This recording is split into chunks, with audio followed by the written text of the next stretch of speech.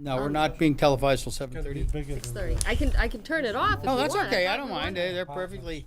It's perfectly fine if they want to watch us You work. guys wanted the zoning part televised. Okay, good. Kurt's right About down there 10 though. If you doors. guys don't. Oh no, let's leave it. Let's leave it on. Okay. Maybe 8. Which reminds me, There you go. while we're at it, 3, 4. good evening, everyone. Welcome to the work session portion of the July 25th, 2018 Planning Board meeting, Town of Chelmsford. We are being televised and recorded.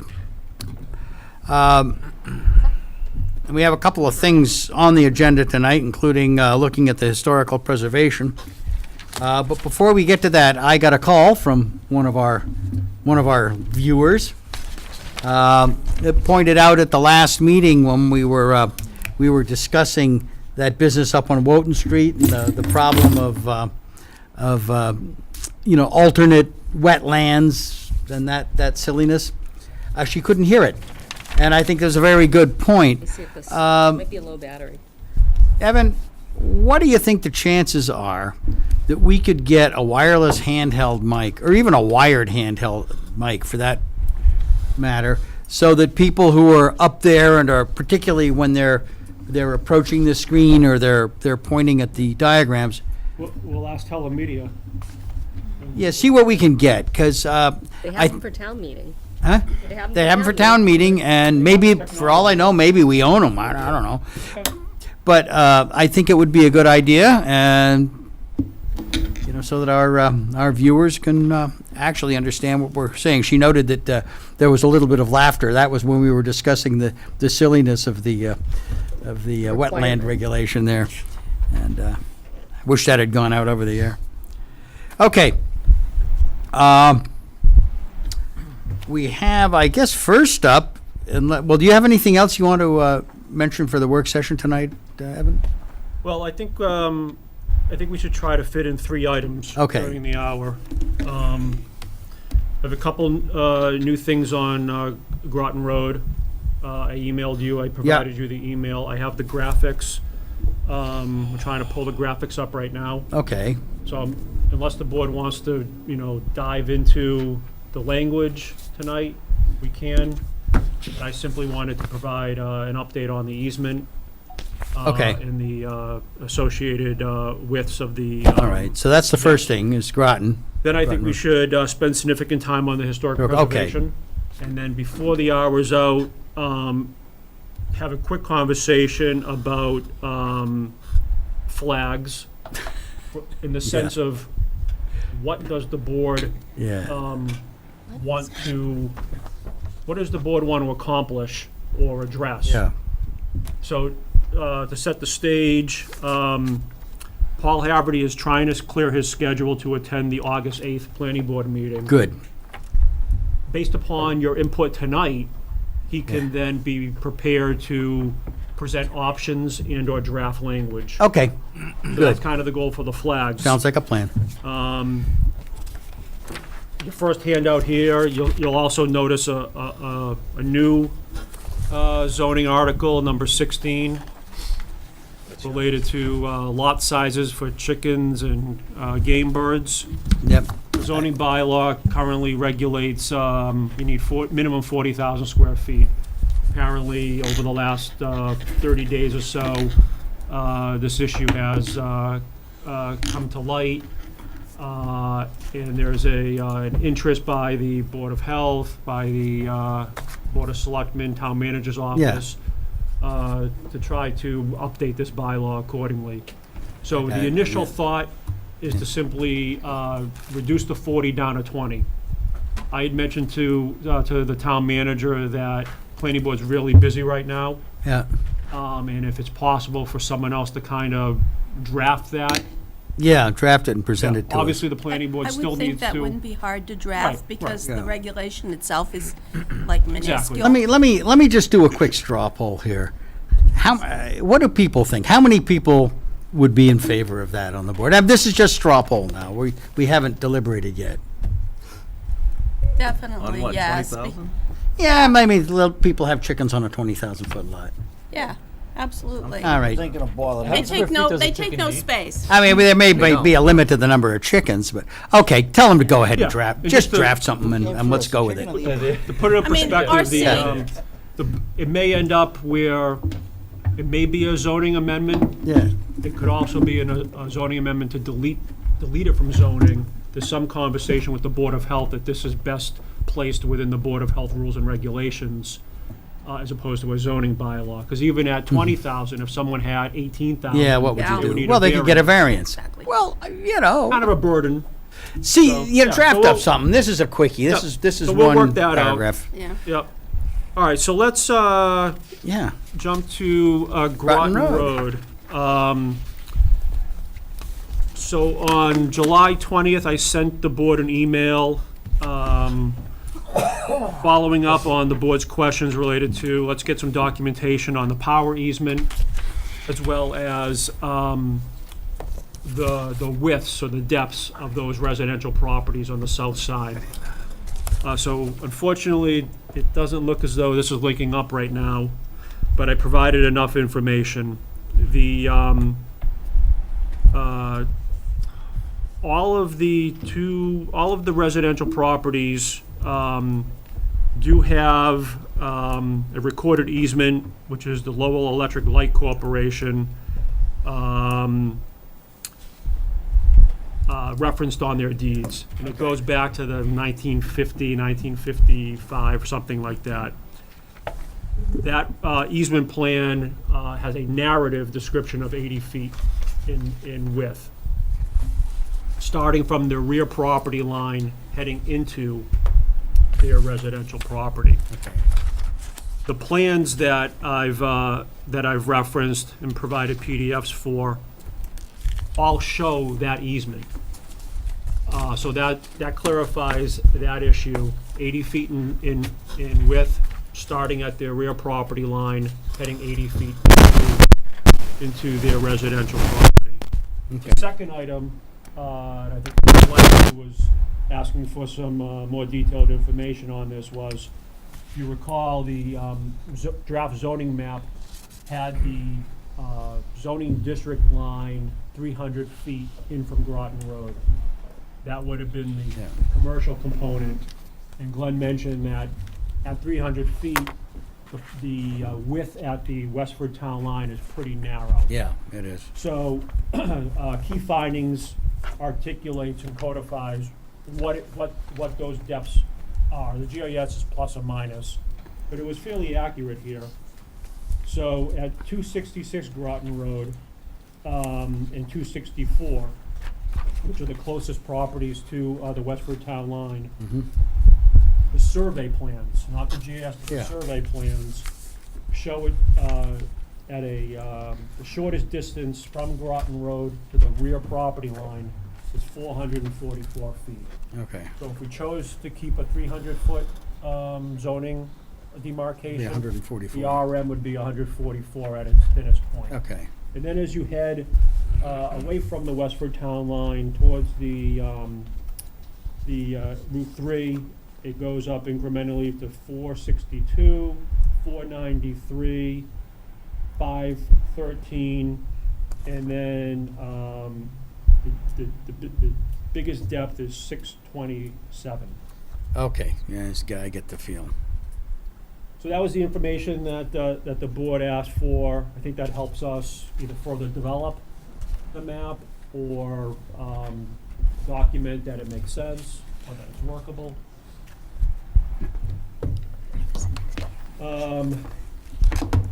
Provide some further updates since the board heard the initial presentation on July 11th when Mike was here. It has also been presented to the North Village Vinyl Square Planning Committee. Yep. Ed Rue, I think, is on that I was committee. there. Yep. I was there. It was presented to the EDC on Thursday, July 19th. And it was presented to Housing Advisory Board yesterday, July 24th. It is scheduled to be presented to the Board of Selectmen on August 13th. final item on Groton Road.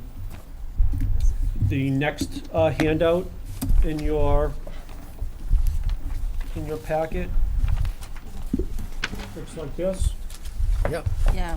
So what that delineates is, I picked the blue parcels kind of in the middle of the district. I picked 300 feet as a starting point, and then added parcels that I thought were logical to receive It's this. the abutter notification. Yeah.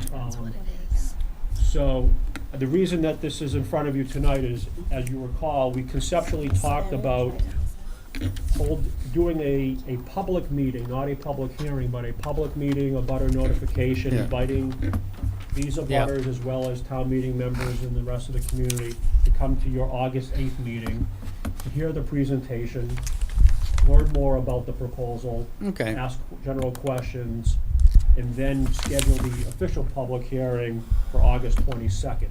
Okay. So I just wanted to make sure that direct abutter notification, that this was adequate. If we wanted to expand it, we certainly could expand it. Scotty Hollow, our ownership, so each individual unit owner would receive Okay. the notification or invite. Mm-hmm. We can reach out to all town meeting reps, as well as the North Village Committee. They have a Facebook page to get the word out. Do we notice the town of Westford also? We're not legally obligated to as part of this, as part of the public hearing. We are. Yeah, pop a note over to their planning board. Okay.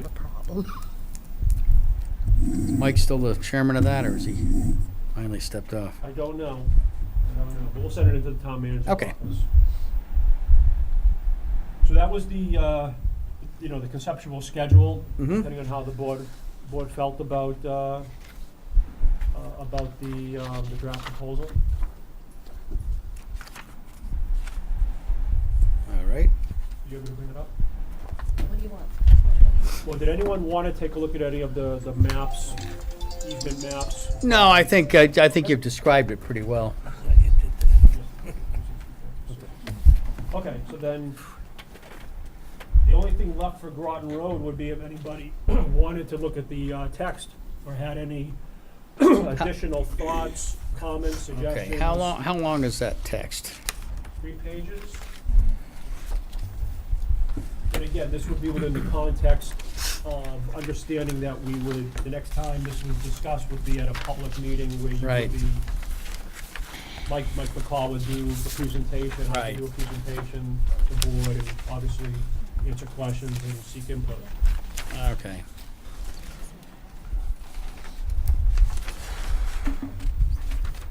So as you're perusing, the Housing Advisory Board was particularly interested in special provisions with special provision A. So they're mulling that, which is putting a 300 unit cap for multifamily approved within the entire overlay.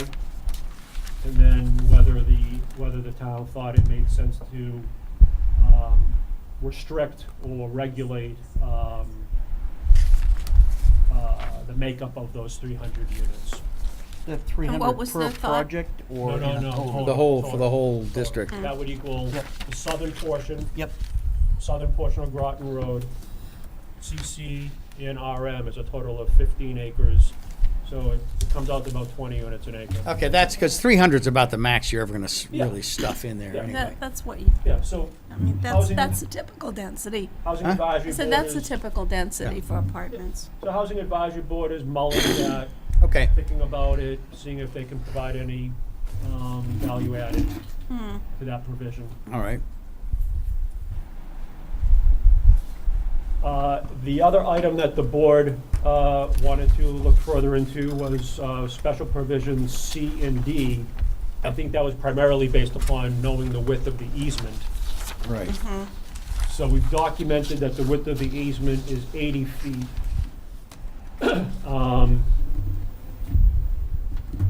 C, as drafted, indicates no building or structure closer than 100 feet.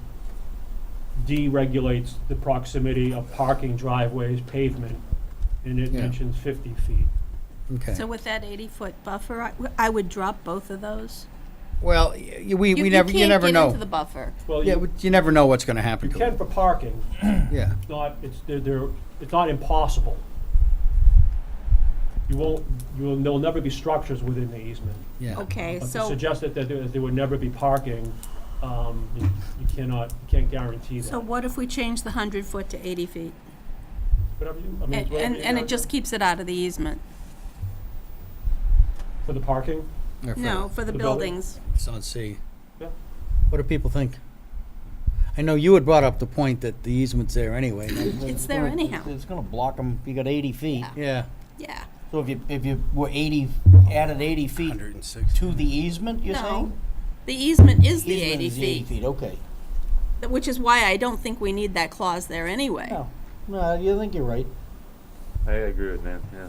Yeah, I think that's I fine. mean, the easement is gonna be a keep out anyway, and it But make- provides enough but- of a buffer. But make it 80 feet in case the Yeah, electric company moves ever the wires. abolishes that line. Yeah, Yeah. I think that makes Oh, sense. okay. Then somebody could never go, All right, Yeah. Is that our sense? Let's make that 80 feet. Okay. just make it 80 feet and keep it. And that just is, everything's nice and consistent. you So, never know, 5 So years can from now, you they put might driveways We in the might be easement? beaming the power to get the you. Tesla theory As going with no written, no, wires. you cannot put any pavement associated with vehicular movement. Yeah. So, It's As written, it's automatically only 80 50 feet. Well, I As written, it's understand. 50 feet, so But the point is, you can't go to 50 feet, you can only go to 80 feet, right? No, you could park under them. But you can't pave it under them. Yes, you can. There I are think you can. examples of pavement and parking under In the easements. high tension, Yeah. yeah. Because all they care Down about by is being Chili's. able to get to the wires. Yeah. Right, so in some cases, National Grid views that as a Look at- benefit to them, because they don't have to go in Yeah. and do vegetation Look at the management. Pheasant Lane Mall. Yeah. Power lines go right over that. Then why do we need 50 feet there? We still want to keep the stuff away from The residents. the residents. And I think they need some buffer. I think that's perfectly fair. So as written, I mean, this prohibits it within the first 50 feet. Yeah, I think that's fine. that's fine. It's in the, it's under the wires anyhow, so I don't think it matters. All right, All right, so let's go with it. So we'll move on to historic preservation. Yep. All right. I do have a clean copy for you I guys. handed out, clean copies. All right. So Dan and I have worked on this. What you see tonight is kind of the out report of Dan and I. I think I previously think you- so. you'd worked with the historical commission. So the copy I have here has most of the comments that we Yes. resolved, Yes. removed. Yeah, your edits. Yeah. There's and it has edits in that address them. There are a few things still in blue that's underlined that are basically just comments, they don't stay there. But I left them in because they were discussion points. Want to walk through it? Yeah, let's do that. Yeah, I can walk through Yeah, it. definitely. I'm gonna skip the first page, guys, because I think you've all heard it before in terms of why do this. Does anybody have a need to go through that? No. Okay. All right. So up front, on the second page, I did add some clarifications in terms of we need to obsolete what currently exists as Article 195.13. This was in respect to the comments from Evan. This 195.13 is essentially by right ability to put to turn older structures into two families. I believe it's before 1938, but I could be slightly wrong about that date. It does not in any way tie to historical value of the property. It's simply a by right. If it existed that long ago, you have the right to convert it. I believe that only applies today to RA and RB. And this article will replace that with 195, 149. It modifies it slightly in that it expands it to RC And it places a restriction that if you do additions to structures so modified, they have to be in keeping with the architecture. Nice. It has no other restrictions on it. It does not require that you qualify it as historical in any way. It's simply the old structures. It does, however, maintain the minimum dwelling unit sizes that we've been incorporating into the bylaws throughout. It's 750? Yeah, they're in here. Well, that's the Yeah, in-law anyway. I don't know. They're in here in terms of sizes. It references the section. So it doesn't repeat it, it references it. I think we put it into, I don't know. COID is what you're referencing. Yeah, I think we put it in Minimum, COI. and that was something that Yeah. had initially. And I just simply referenced it here because I didn't want to be repeating it in multiple places because one changes and another one doesn't, and it becomes really distracting. Minimum sizes of the dwelling. Minimum sizes for apartments. All right. All right. I added a requirement to update the use table to allow three-family conversions per this article to be permitted in RA, RB, and RC. Because Evan pointed out to me that three families are not addressed anywhere in the standards. You moved on to 195, 150. Yeah, I just have a, do you have the copy that I just handed out, Evan? No, I have a. You, It- you, I gave it to you. Okay. It would be good if you looked at that. Okay. Maybe you want to do them side by side, but Yep. anyway, I added a couple things here. One was the obsolescence. Yep. The second one is updating the use table I see. so that it has a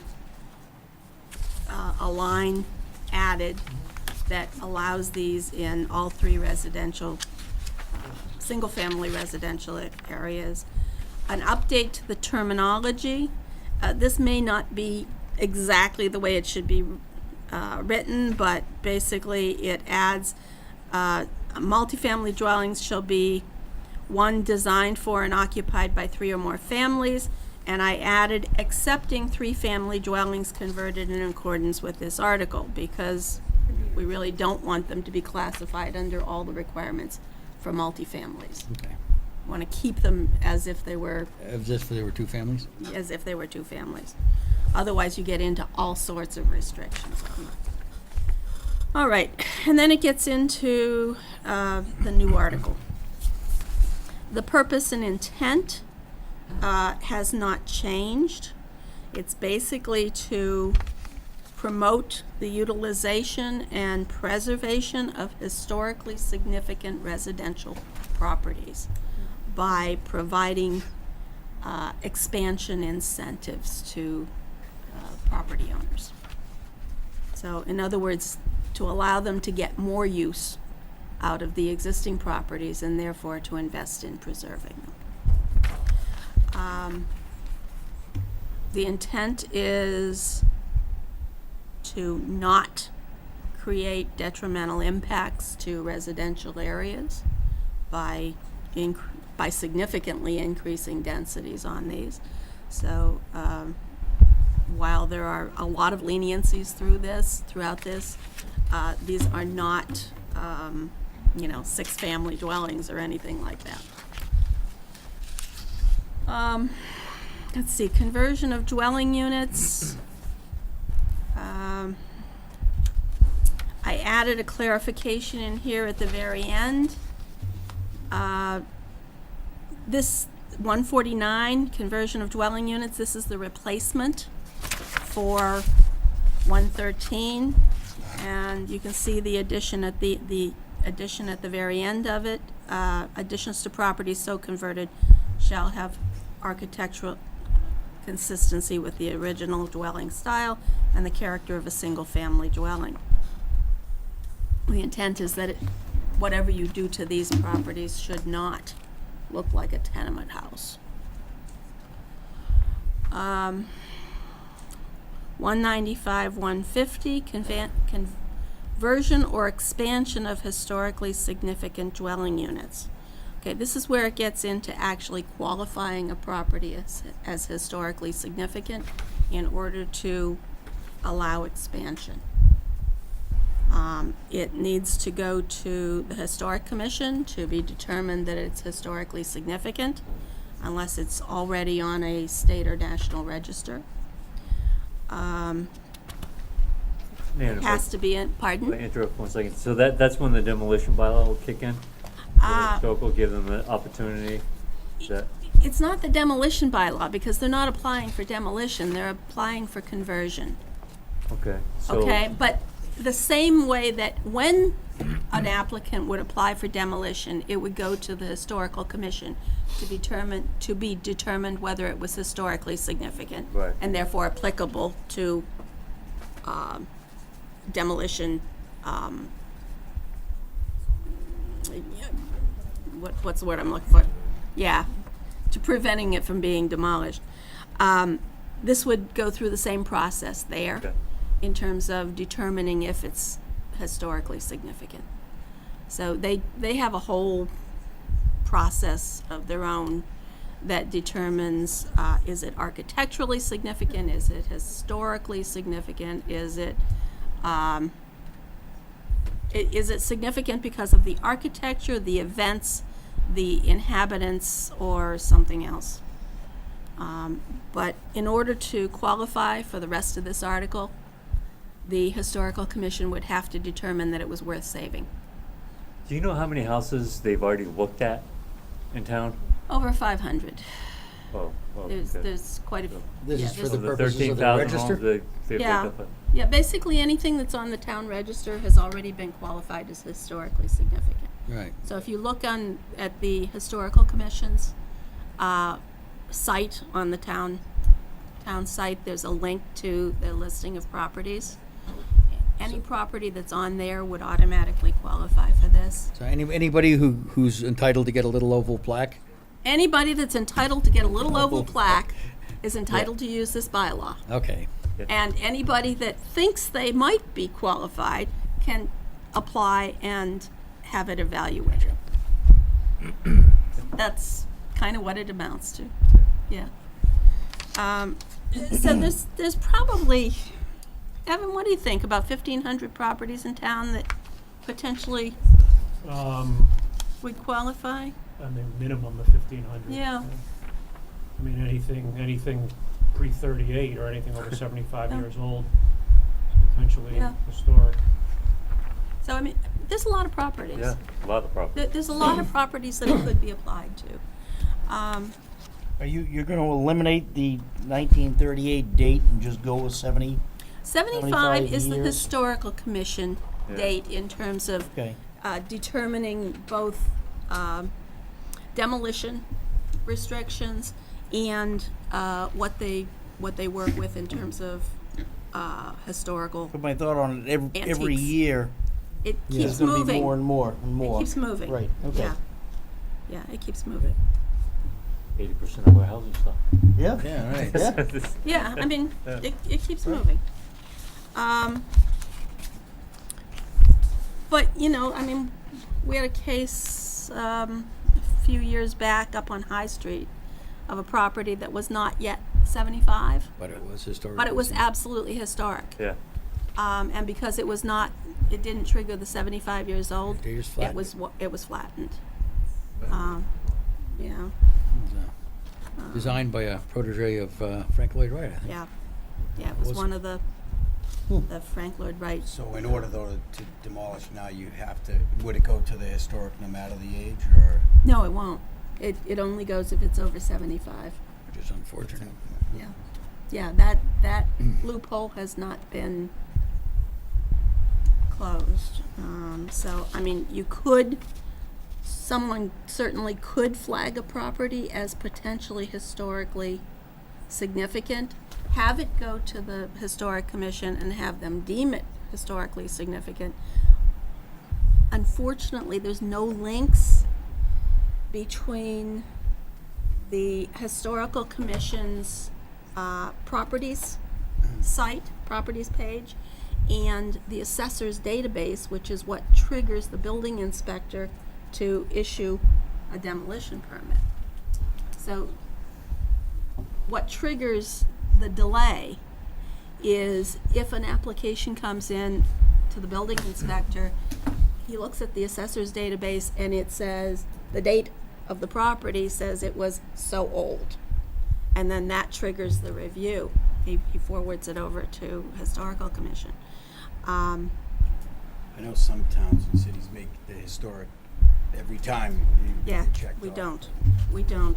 But I will say that because of a couple properties that we've had that have been demolished, that probably shouldn't have, there's a very high level of sensitivity, and certainly anything that the building inspector today can recognize as potentially affected gets forwarded over to Historical Commission. But, it still comes back to the assessor's database Yeah. in terms of impact, the safety valve. Okay. And that has some funky things about it. Let's see. Back to 150. Evan had a couple questions in here that I left in here.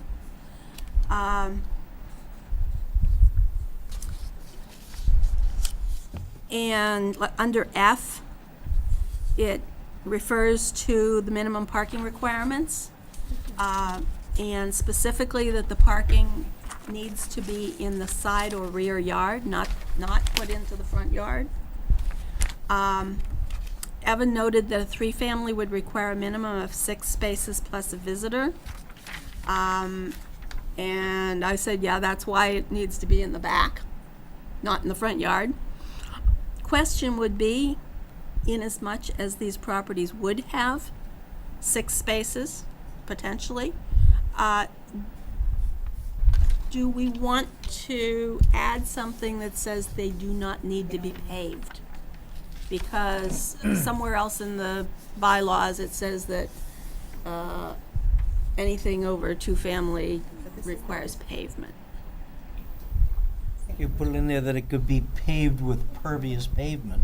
I don't know. I don't know if it needs paved at all, but, I mean, if the intent is to keep these as much as possible looking like a single family or, 2-family, Or even historic. and historic, I don't know if you really want to require any pavement at all on it. But it definitely gets into being a significant area in terms of non-permeable. How would you identify them as parking spots then? Just the area? Can use stop, curb stops, you can use signposts. Yeah, Back when I was a kid, you just parked in the backyard. really. Yeah. It's kind of You true. had horses then, right? We had only just introduced that. Carriages. At the end of the day, it comes down to the property owner providing a safe and I don't know. Yeah, functional. I mean, exactly. I have a historic Parking house, for their the tenants. previous owner paved it. Yeah. I think it's a little odd, but, Gravel works. but I'm hesitant to require it to be paved. Well, yeah, but paving does other things. It keeps it neat. Okay? After a couple of years of gravel, it's going to be all plowed up.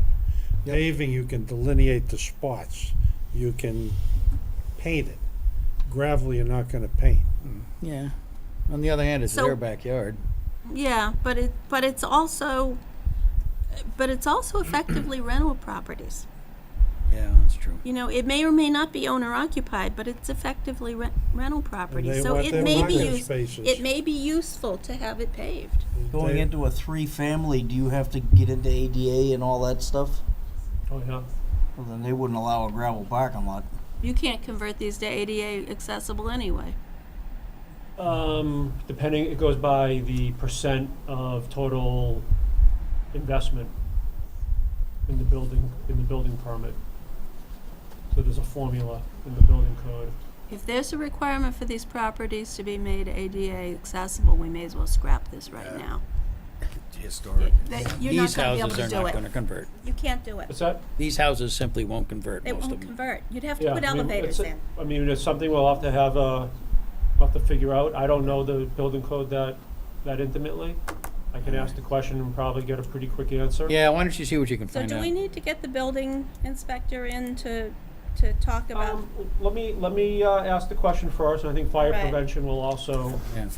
Yeah, because know you're know gonna pretty have to well. put firewalls between all the units.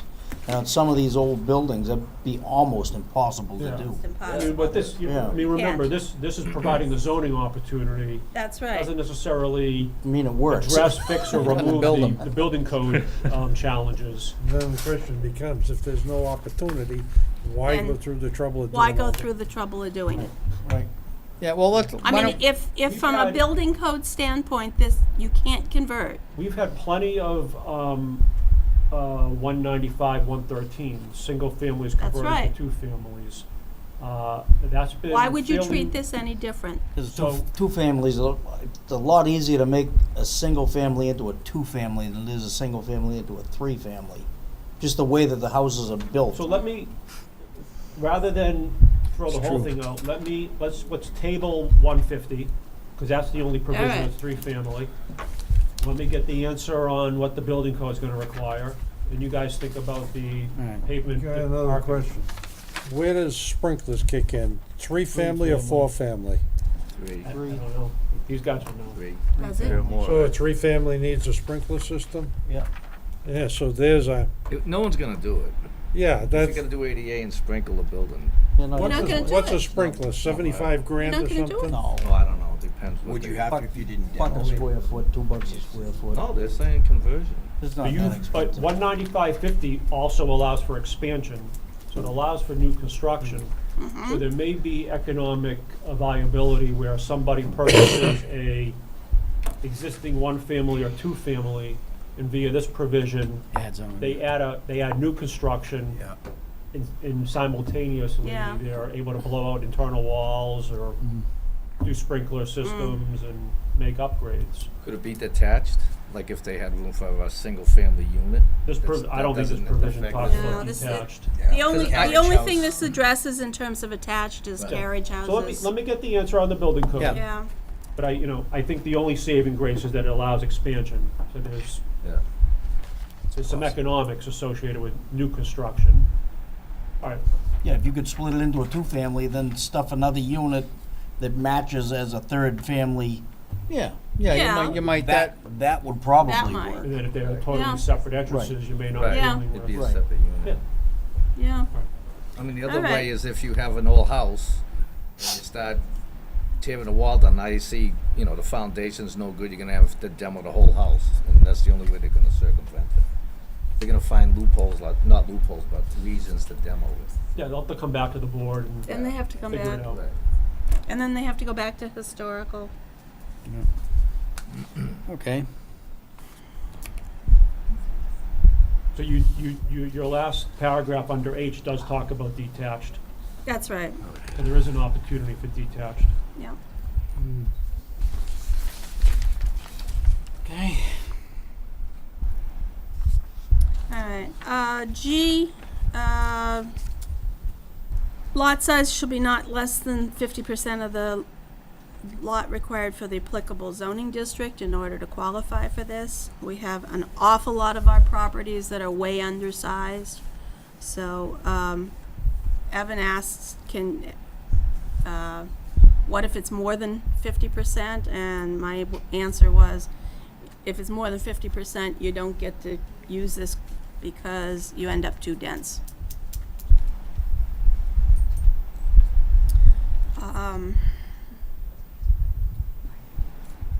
Let's see, at the very end of section 150, there was another comment by Evan, what about pre-existing non-conforming undersized lots? And I responded to it as intentionally excluded due to overdensity and parking area requirements. So, the intent of this article was not to create very high-density housing, it's to stimulate the use and reuse of existing housing. 151, subdivision of lots containing historically significant dwelling units. This allows a lot that has a qualifying residence to be split in two with both resulting lots permitted to be 50% of the area required for the zoning district, and with reduced setbacks. It basically gives you the ability to create another building lot, which may be an alternative to it. So all of these, let's see, 152, in order to qualify for all of these except the replacement to 13, it requires that you put the property under historical preservation restrictions, such that it cannot be demolished in the future. It has to be maintained. So 152 is basically the listing of the type of restrictions. Those restrictions get held by the Historical Commission. I notice here that it says they may include. Yeah. Does that really mean they must include? Well, I started it as must, and Historical Commission's feedback was they may not always be applicable, and we might not want that once we review a particular property.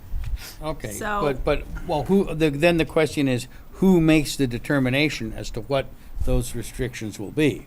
Because in theory, you could have a historical preservation restriction with absolutely nothing in it.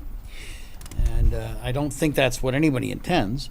Would you like to Well, change the may into must? Either that or say who it is that gets to determine what We these. could change it into must as applicable, Or as ju- okay, but applicable to the property. who or- determines what they would be?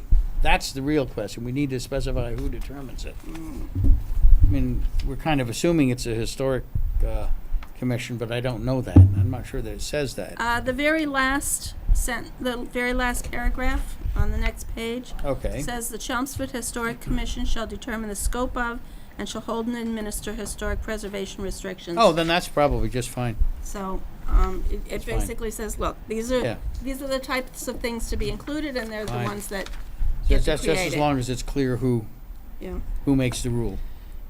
that's who makes the rules. Okay. Yeah, and it says any special permits and getting approval to do this goes through the planning board. Okay. Gotcha. So that's what I've got. Comments. Should we go around, or do we just make this free for all? I kind of think all the comments that we Yeah, I had, we were think they throwing all out talked as we were about talking. Yeah, I think so too. I don't know.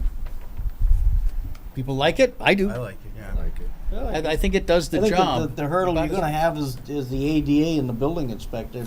I think it's gonna be building codes. Yeah, I think it will. Yeah, I think it will. It's a great idea, but is it practical?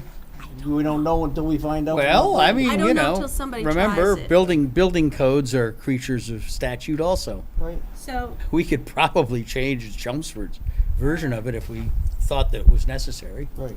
or somebody There are could. other you can things. do interpretations as opposed to modifications. Right, yeah, I to think, building yeah, code. why don't you engage the building inspector Yeah, no, and see what he absolutely, thinks? Absolutely. As a matter of fact, if he wants to come in and talk to us, that'd be Can't fine. change building code. Huh? No, no, no. No, but You can't can- change the you can state affect building the- code. You can affect the interpretation. That's what we use. Why do we use it? You cannot change the code. We could always say we use There it may be subject other to options. A, B, and That's C. right. Accessory house, the. Yeah. Yeah, the we could, lot, we could, we right. could work maybe- around it. Yeah, but. Maybe other. I'm not sure we things. want to, but it's To- conceivable. To Ed's point, and I don't want to speak for Ed, but I Yeah. do agree with him. I think this may be slightly ahead of its time. Yeah, In the sense that the pressures on historic structures being demolished right. aren't excessive yet. But they will Oh, I be. don't know about We that. have, they're under pressure, but a lot of them are being rehabbed, Yeah, turned into two families. They're not really being demolished in an excessive amount, unlike other communities. So what I like about this is that it provides I think it gets tools ahead. that don't exist right now. yeah.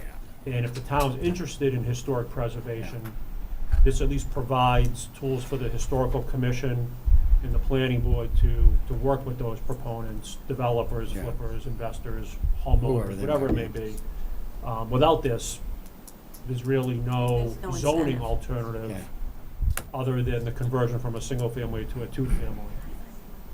All right, so is there anything, obviously, you want to talk to the building inspector. Are we, it sounds to me as if we're pretty close to being in a position to cleaning up the comments and coming up with a definitive draft. Yeah, we'll have a final draft prepared for August 8th. Excellent, I'll reach out to Okay. fire prevention and the building department. great. And we'll report back. All right, and then maybe at that point, if things go well, we can throw it at the selectmen. Okay, So how do we get it on the list of, I've mentioned it to Paul, he's aware. okay, okay, We'll get it on there. okay. good. So with the last 15 minutes, as I mentioned, flags. So as you recall, the board, Paul Cohen, the town manager, was here. He mentioned that the Board of Selectmen have identified this as a goal and an objective of theirs. Town manager came to you asking for the planning board to take the lead on the Yeah. initiative.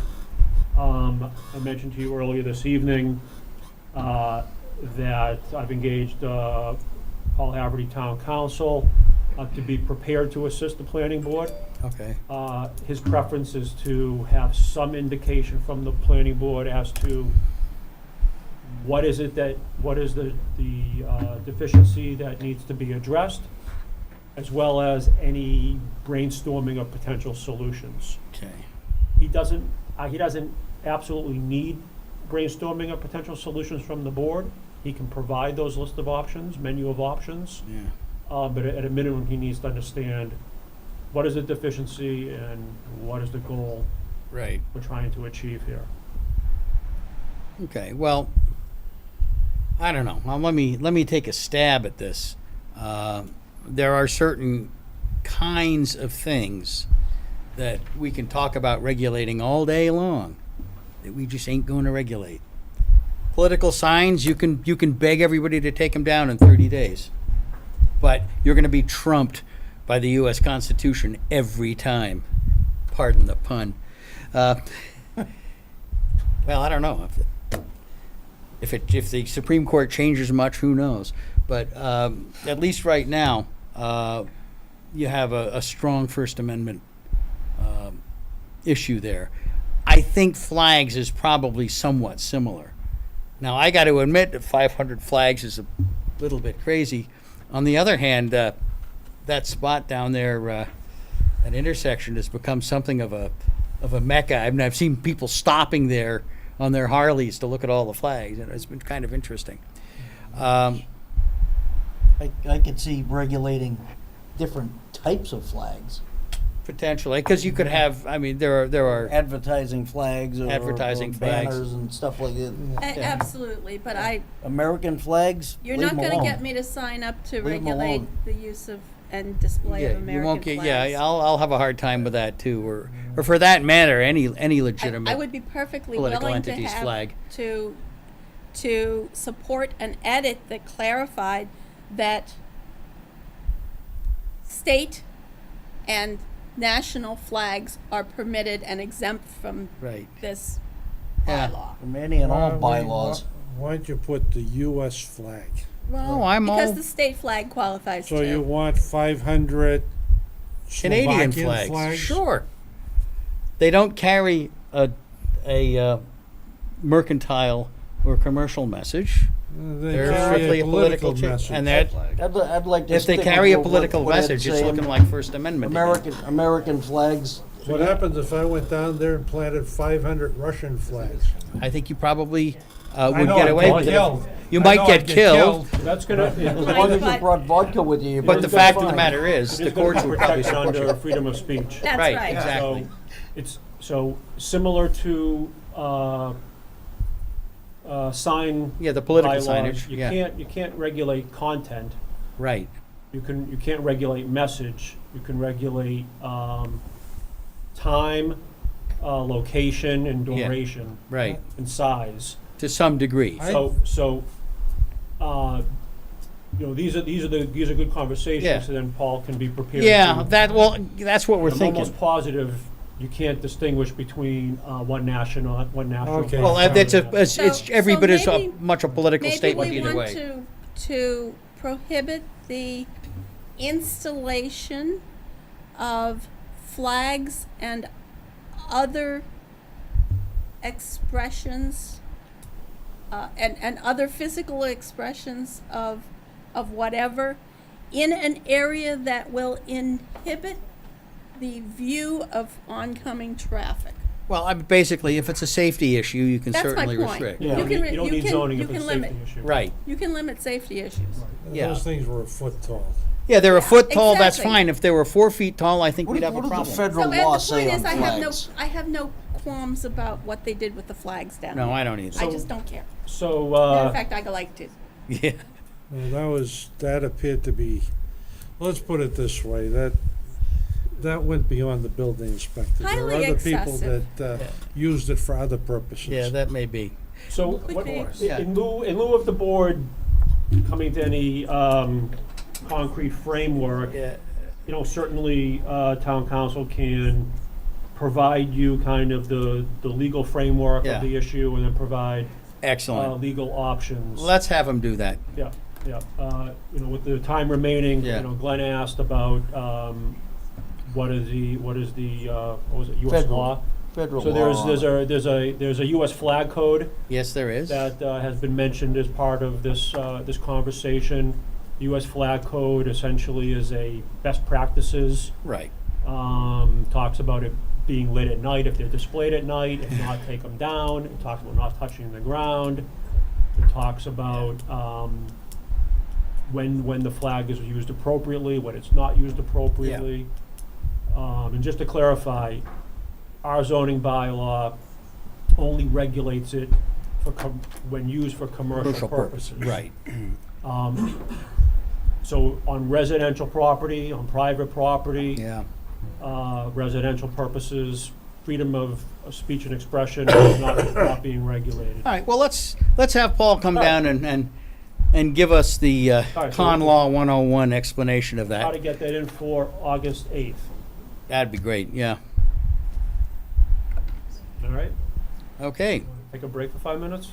Okay, yeah. How about a break for 5 minutes? Yeah, sounds We will reconvene promptly at 7:30. Hey, Dan, great work on that. Yeah, nice, That was a good job. nice piece of drafting. That's what I do. Great work.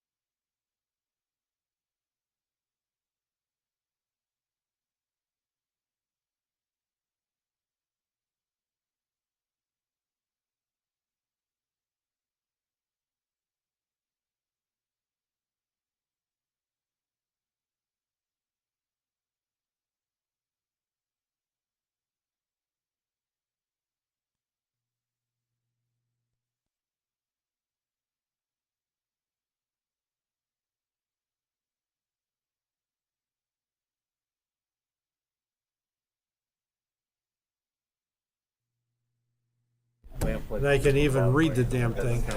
That's turnpike. Yeah, it's definitely. The eyesight has come back.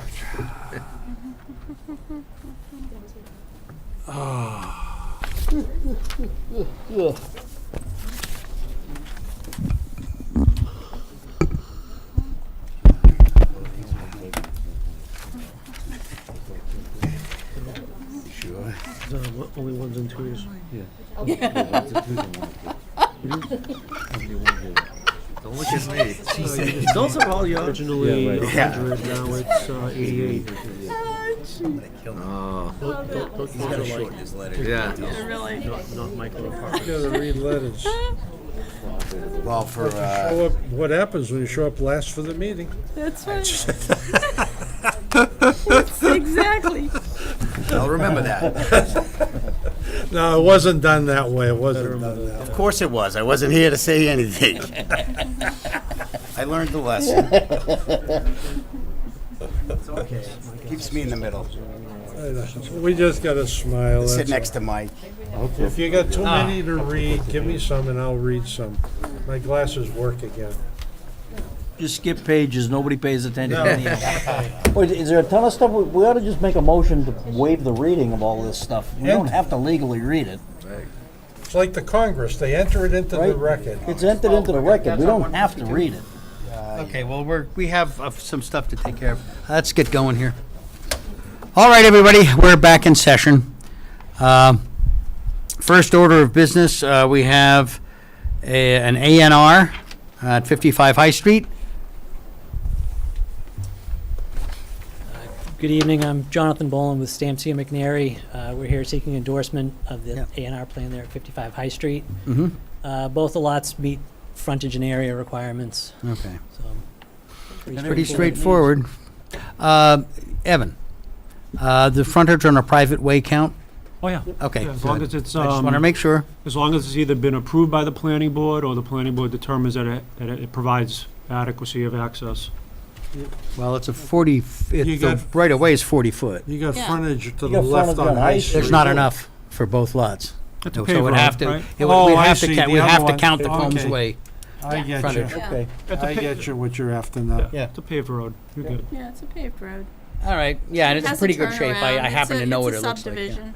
You want a motion Turn around to at the end. approve or endorse? Endorse. Endorse. I give you a motion to endorse the A&R. All right, Second. okay, motion to endorse with no No zoning determination to determination. zoning. Okay. Second. All right, that's pretty straightforward. All in favor? Aye. Aye. Opposed? Okay.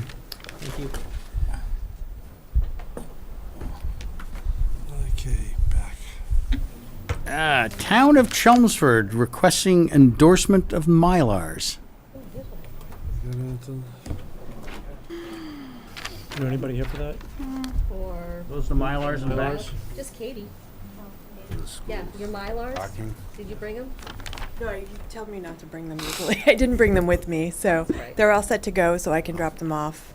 All right, yeah, any you can time. cruise by and get them In there signed is up. a- Yeah, when she calls me, I'll come by. There should be a letter from You Christina. got a letter? It should be very much in the front. Yeah, this is the Center School parking expansion? Those are- Yeah, yeah. Okay, there you That's go. what it is. This was the other one. You're all done with that. Yeah, you should have Center It's the and same Harrington. letter, right? Yeah. We just never came back for final Yeah. Mylar approval, so we can print them and get them signed off. You ready? Yep, fire away. Dear members, this office has reviewed the site plans by Howard Stein Hudson Associates, consisting of 6 sheets dated March 16, 2018, revised April 24, 2018, and a supplemental data report dated March 2018, revised April 2018. This office's concerns have been met sufficiently and the plans have been revised accordingly. We recommend endorsement of the Mylars. If you have any questions, please contact this office, Christine Papadopoulos. That's it. There's only one letter. Okay, Same letter. Motion to endorse the Mylar. Second. all right, we have a motion and second to endorse. In favor? Aye. Aye, okay, bring them on in, and if you could get down there and take care of it. Acceptables. When she calls me. Center in. Okay, All right. great. Thank you very much. Thanks. Okay, 152 Turnpike Road, and this is seeking a finding of BAOD, CEIOD applicability. Let me make a couple of comments on this just to explain to everybody what this means. First of all, this isn't a public hearing.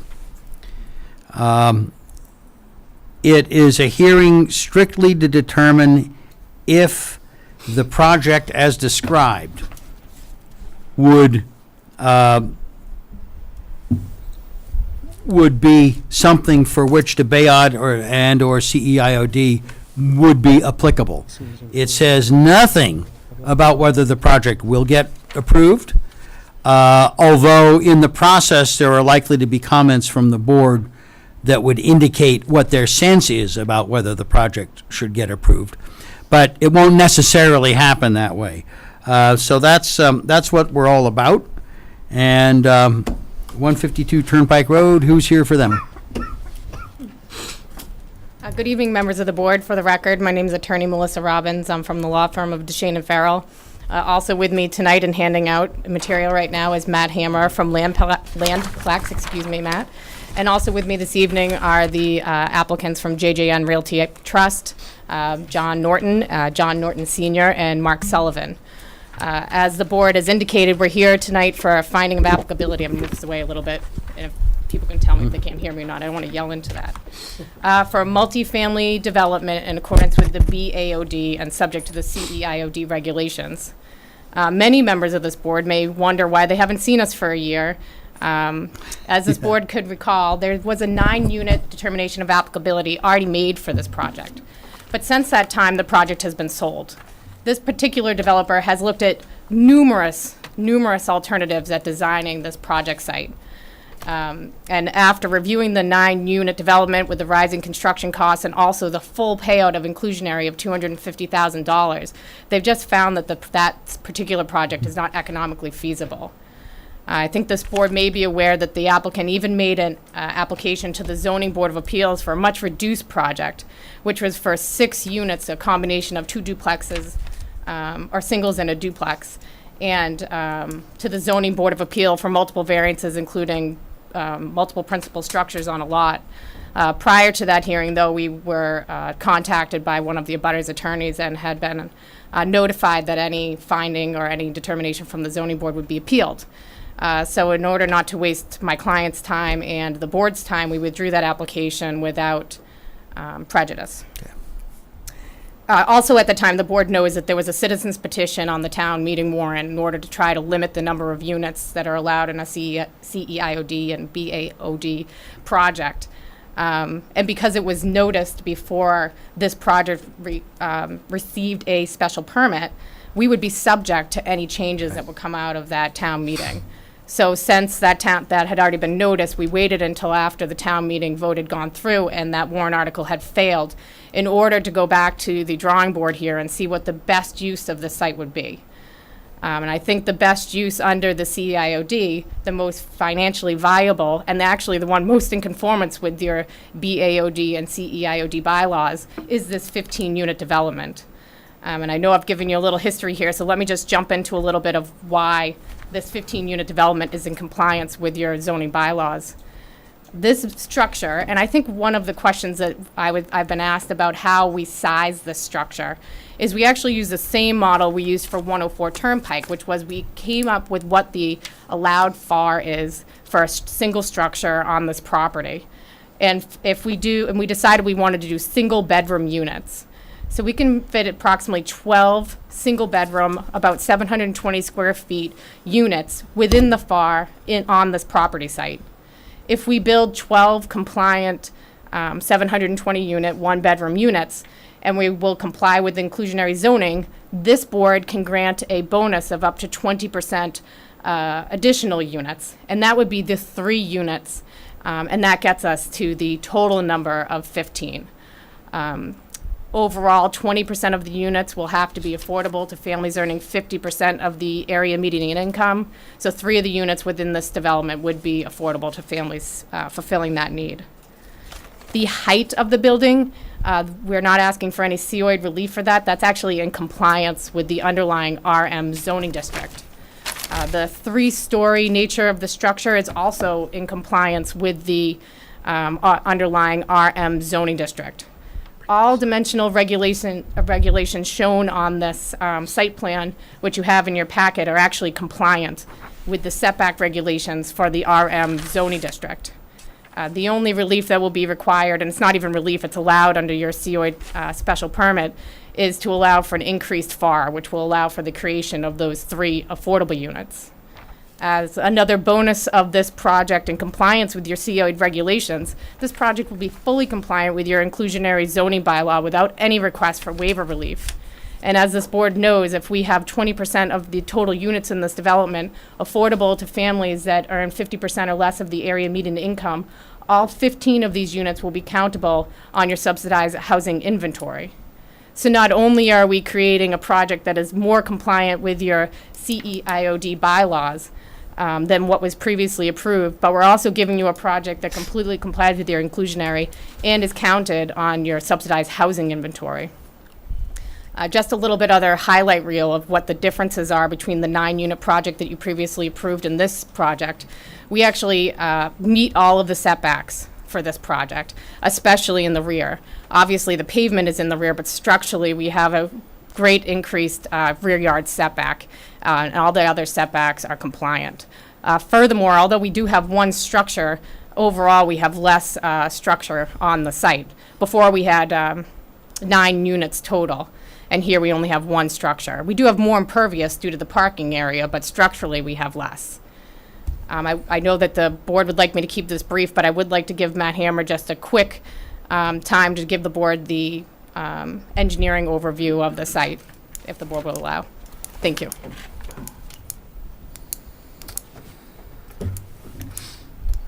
Good evening. For the record, my name is Matt Hammer with Lamplex Engineering and Surveying up in Lowell.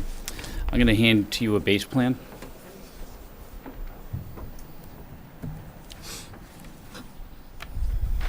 Can you pick up your voice over there? Thank you. The phone doesn't seem to be working. Yeah.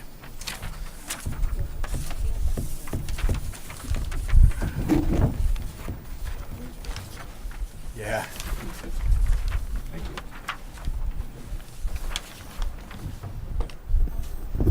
So what I've handed out is the base plan of this property, which is at 152 Turnpike Road. There's an existing gravel driveway to the northern corner of the front entrance of the property, of which that location of that curb cut will be where we'll place this proposed curb cut for the development. And there's also another curb cut on the southerly front corner as well, which that'll end up getting closed off, and we'll maintain those stone walls to block that curb cut there.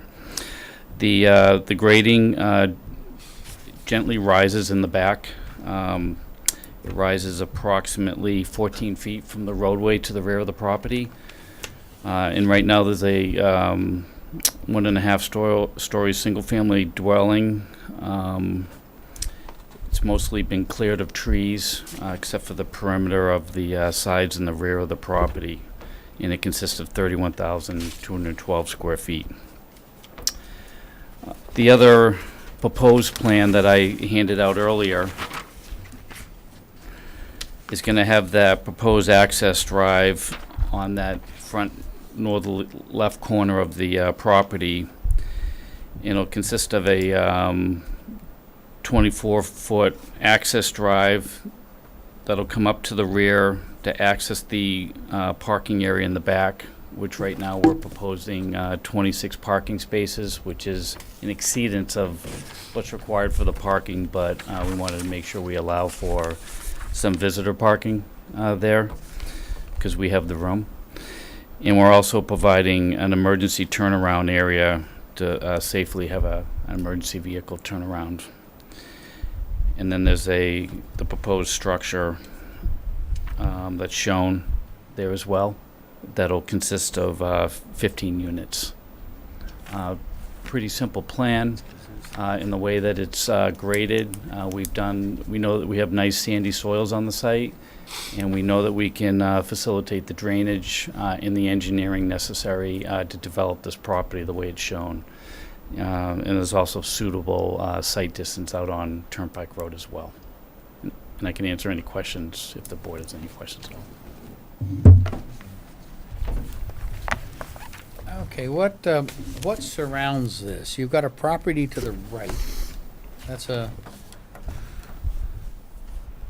it's a single family, I think? To the right? That's, The single family to the right and the 40B to the left. yeah. Yeah, the left and behind. Yeah. Okay, yeah, that's what we need. Thank you. Nice big one. My tired old eyes can read this. That's useful. Yeah, we gives you. I'll see it, Tim.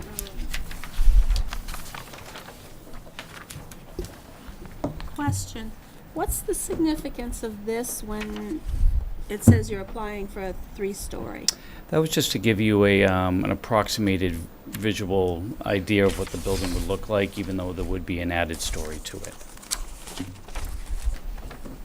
Oh, so this picture isn't the building that you're building? It's not the exact building, it's a general shape, Yeah. but there'll be one additional story to it. Okay. We just didn't want to go into the architectural element of doing design drawings without knowing which building we were intending to build. Okay. So what is the purpose of applying for this under BAOD as opposed to simply applying for it under RM?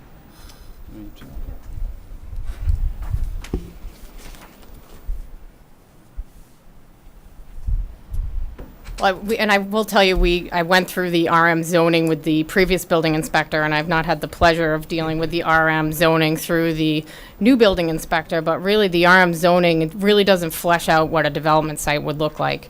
It also has limitations as to the multifamily use, and really that bylaw is meant for a larger, the multifamily bylaw is meant for larger sites. I think that there's 3 bullet points, and the first one says that you can have a single access to a development that only has 24 units. And I think that the COID is actually best suited for this site. It actually allows for what is in conformance with the COID. We fulfill almost every requirement, where the underlying RM zoning, which is actually before this board as well, Nan, really doesn't fulfill those needs. So we're going through the COID bylaw. I forgot to mention as well, and I can't, if I may, Mr. Chair, one of the reasons we were going forward with the 1-bedroom units is we think that they'll be unique to the area and that they'll be affordable to single professionals or a young married couple that are working in the area, and also will fulfill the need of the BAOD of allowing for those affordable market rents and affordable rents to these new amenities that are within the BAOD, which is actually one of the intents of the BAOD. And I don't think there's any other project out there that's like that. What's your square footage on the units? There's approximately 720 square feet. They're completely 1-bedroom units. Your bylaw actually says they have to be 700 square feet. Yeah. So we're about 720. Okay. Right. Okay. We're larger than a studio. All right. Why don't we just take it around? You got started, Nan, so why don't you... Yeah, I don't have questions, but I have concerns. The concern I have is that while a multifamily could be built on this property under the BAOD, the BAOD, in conjunction with the COID, does not support this type of development on this size of a site. And I say that because the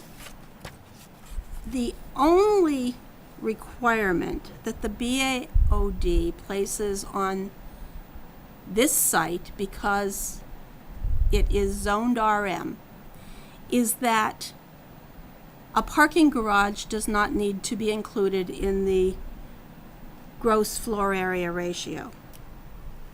Other than that, it refers over to the CEIOD for the leniencies provided. The CEIOD states that unless there are overriding requirements specifically within the CEIOD, the underlying zoning requirements are applicable. The CEIOD specifically does not apply to RM zoned properties.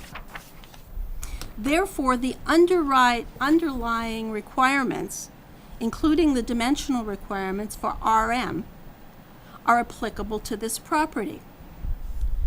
Those requirements specifically state that for multifamily dwellings not less than 80,000 square feet or 5,000 square feet per dwelling unit, whichever is greater, are required in terms of minimal lot area and density. So if this were in the industrial, the IA zoned area of the BAOD, we could indeed apply the zoning densities that are being requested here. But because it is in the RM zoned areas of the BAOD, it doesn't apply to it. That's my concern. I have a follow-up question on that. So, given what you just said, and it's RM, can you do any multifamily on RM? Of course. With this Of course. with this lot size? Yeah, I would certainly think you could, but to ask to have 5 times the density that's allowed, or 3 times the density that's allowed, specifically allowed in an RM on a lot that is that far undersized as a variance is just way beyond comprehension. Okay, so given the requirements, you have multifamily dwellings not less than 80,000 square feet, so this obviously, the lot size does not apply, or 5,000 square feet per dwelling unit. Or 5,000 square feet per dwelling unit. You've got 20, where was my sticky? Oh, 30,000. 28,000 square feet of property here. 6 dwelling units. It's 6 dwelling units, and if you apply the affordable housing to that, you can get some bonuses. So, what was previously approved at 9 was not terribly unreasonable for it. But to put 15 on here, I think it's crazy. Well, let's keep going around. That's my comments. Mr. Chair, can I just respond to the 80,000 Yeah. square foot? I think that's actually in the creation of an RM zoning district. It says that you have to have an 80,000 square foot lot. We're actually already in, No. yeah, I think that it's No, in the that's creation. dimensional requirements. No, if you look in the actual, I'm not being argumentative, I'm just saying if you actually read the multifamily zoning, it says that to create an RM lot, you must have 80,000 square feet. Yeah. We actually were rezoned RM in the 90s and then given the benefit of the overlay through the BAOD. So we don't lose our rights under the RM or do zoning under the RM, That's but we right. still have the right to go forward with the But you still have BAOD. the 5,000 square Yeah. foot per dwelling unit requirement. Only if we go under conforming zoning, but we're not. We're trying to take advantage of the overlay district for which this lot is now has the overlay when it was brought in through the Yeah, BAOD. Understood. So, okay, thank you, Mr. Chair. Thanks. I have Yeah. no questions on that. I like the fact of the one-bedroom units. I definitely believe there's a need for that. But I do feel like Nancy that it's a lot more. I think the 9 would be more, fitting for that lot. And also even the building. You said this building would be where it is. You'd be able to get an emergency vehicle in there and turned around. Yes, we actually already met preliminarily with the fire department with a turning radius. And Colleen, if you can you just go back to that little site plan? Yeah.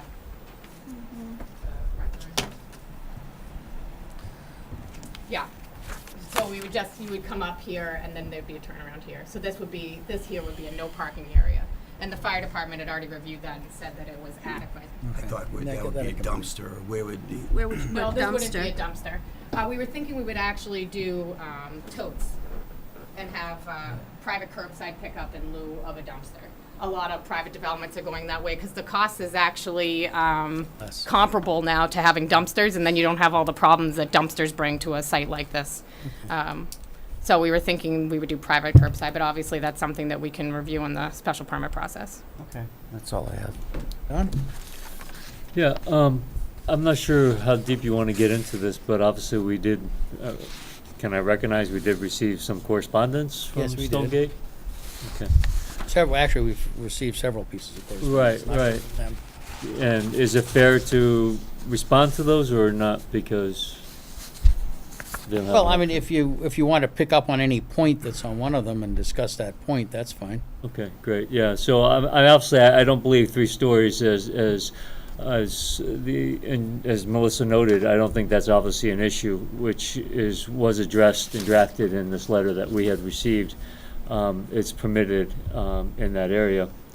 And then as far as the 1 bedrooms go, I think it's, 720 square feet, is appropriate sized building or size apartment for 1 person, possibly even 2.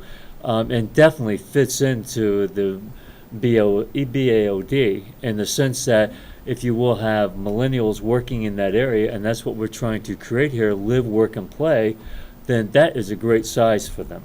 So I guess I don't necessarily agree that 1 bedroom is an issue, as well as, I don't think 15 units is too much. I'm okay with 15 units. Now, I think Melissa had mentioned in her presentation that there was some other considerations.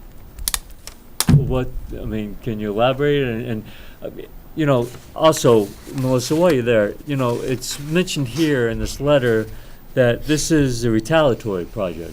What does that mean? Can we Well, I elaborate will on that? tell the board that we have met, not with all the abutters, but the largest abutter on numerous occasions. And one of them was right at the beginning after my client built the project. And I really don't want to get into the back and forth, but we did try to apply for variances to allow for a smaller project, 6 units through the Zoning Board of Appeals, using the reasoning that it's 5,000 square feet. We have 31,000 roughly square feet here. But the building inspector, as is noted in the variance application, had made the determination that multifamily does not include multiple structures on a lot. That the only thing you can build in a multifamily is a structure that has 3 or more families living in the unit.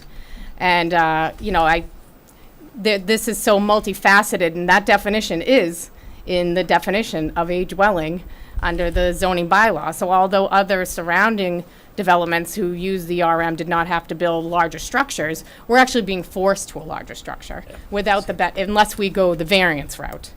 So we can't just go build 6 separate structures under the RM using the special permit route under the RM zoning without going to get variance relief for multiple principal structures under the zoning bylaw. We're trying not to go the variance route because we think that there's a good opportunity for litigation here. So the best route here for us is to use the special permit process that's given to us through the BAOD and actually build the larger structure that we're given under the BAOD. It's the highest and best use for the site, and it's in conformance with the bylaw. And without going through variance relief, it's really what we can get for a larger development. And given the other relief the board's going to give us here. Do you have a question, Evan? Okay. Did that answer your question? Yeah, Okay. it started to answer my question. Under the BAOD, no, nothing more right now, Melissa. Under the BAOD, it's also noted that D, E, and F, under 195, 143, which obviously has to do with compatibility and what complements the neighborhood, which is certainly spot on there, but also in that 143, also A, B, and C apply, and which would lean towards basically creation and permission of this particular development. Good enough. All right. Nan, you mentioned the 9-unit that was approved. Mm-hmm. How many bedrooms were that? Do you remember they were 2 and 3s? I don't think they were 3s. I think they No, I were think they were 2s. 2s. Remember that at all, Evan? Townhouse. Yeah. But likely 2s with They a were potential for a townhouses. conversion to a 3. 2 or 3. Right, and I think at the time we had shown the board all 2-bedroom units. Yeah. Okay. Yeah, so If there'd you be add all that up, it was 18 total. You're gonna be probably 18 bedrooms minimum on the 9-unit building. So I don't think the 15 units is that far out of whack with that, being in one building. I don't Except that think you the end up building. with half the parking. Yeah, but if you look at it, the parking's all out behind it. I don't have a problem with that, to be honest with you. I don't like the part of the 3 stories. I'd like to see it compacted a little bit and get it into 2 stories if you could, but I'd be more of a fan of exactly what the picture was. That's a decent looking building. I think it'd fit right into that neighborhood. That's,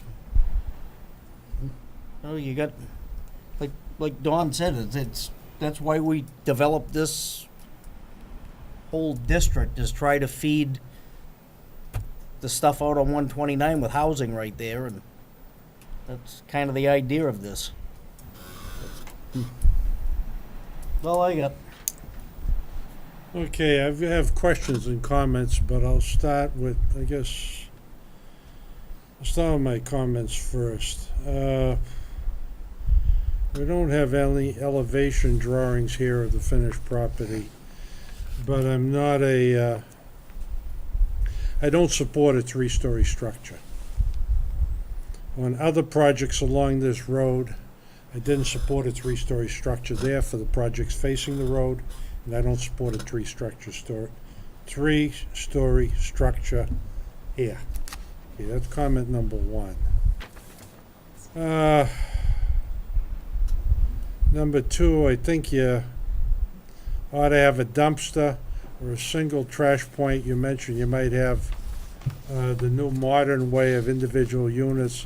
I think that's a little Board of Health will have something Pardon? to say.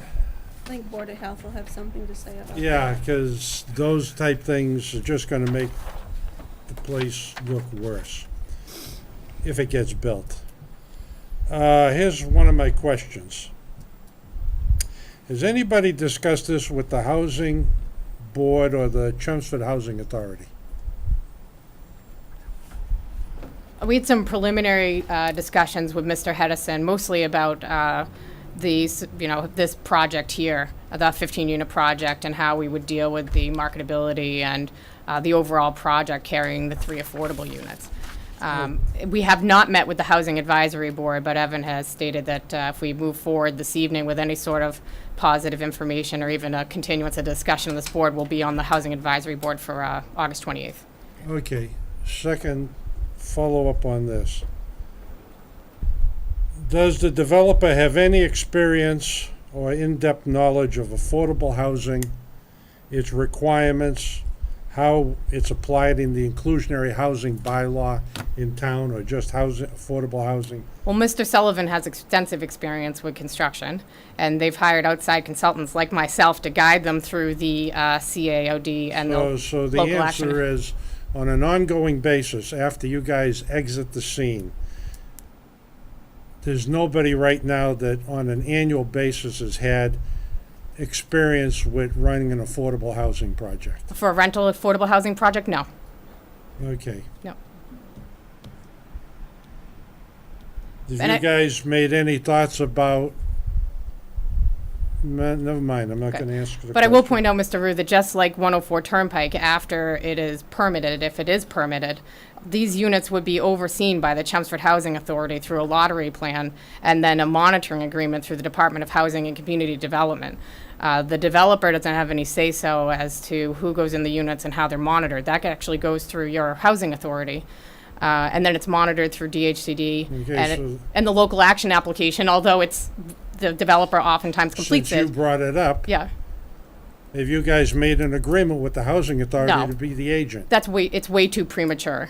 But it's only 3 units, so at the end game here, much like we did with the last project, we would approach the Chelmsford Housing Authority and structure a deal. Okay. Or Okay. if this goes through an applicability, certainly before we came for a special permit, would have that understanding with the Housing Authority. Yeah, Yeah. okay. And so that's my final comment, you hit on it. Okay. It's only 3 units. Mhm. It's really subject to a lot of problems for 3 units.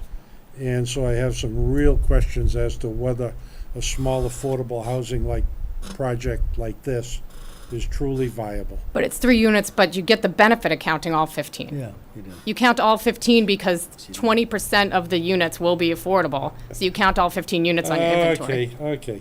Right. I'm not worried about counting. Okay. I'm thinking about 3 years down the road, running a project Right. with only 3 affordables that Sure. have to be monitored, certified every year. Right. And all that other good stuff that goes in, that gets involved with it. Sure.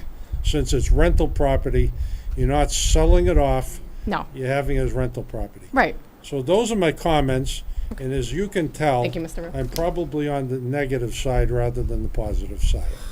Thank you. You think so? Okay, Yeah. all right. I guess I get the last word.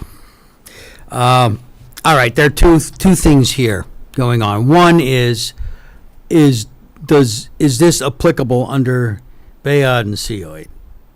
And I think there's a pretty reasonable argument that it is.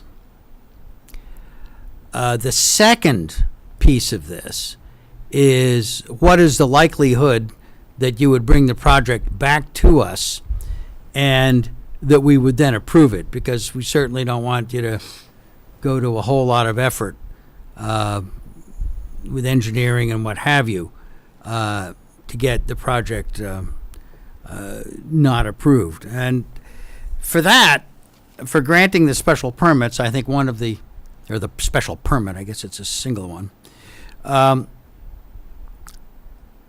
One of the issues about whether a special permit is reasonable or not is would involve detriment to the community around it, and that's a significant feature. Now I'm looking at the picture right here. We've got Stone Gate behind it, which is essentially single units the way they're laid out. They're fairly dense, but they are single units. You look next door, it's a single unit. You look across the street into the RB zone, all single family. So what this would create would be a fairly dense, at least in terms of units per acre, piece of multifamily completely surrounded by what are essentially single units. I think there's a real question here as to whether that is compatible with the neighborhood in general. Now, this is not the same situation as putting something up on one side of Turnpike, which is clearly industrially zoned, and across the street from some stuff that's RB, which is when we've had that situation here fairly recently. In that case, arguably, the somewhat denser multifamily is something of a buffer. A buffer perhaps that the neighbors across the street didn't like, but it probably beat the heck out of having a 200,000 square foot shipping terminal or whatever else could have landed there.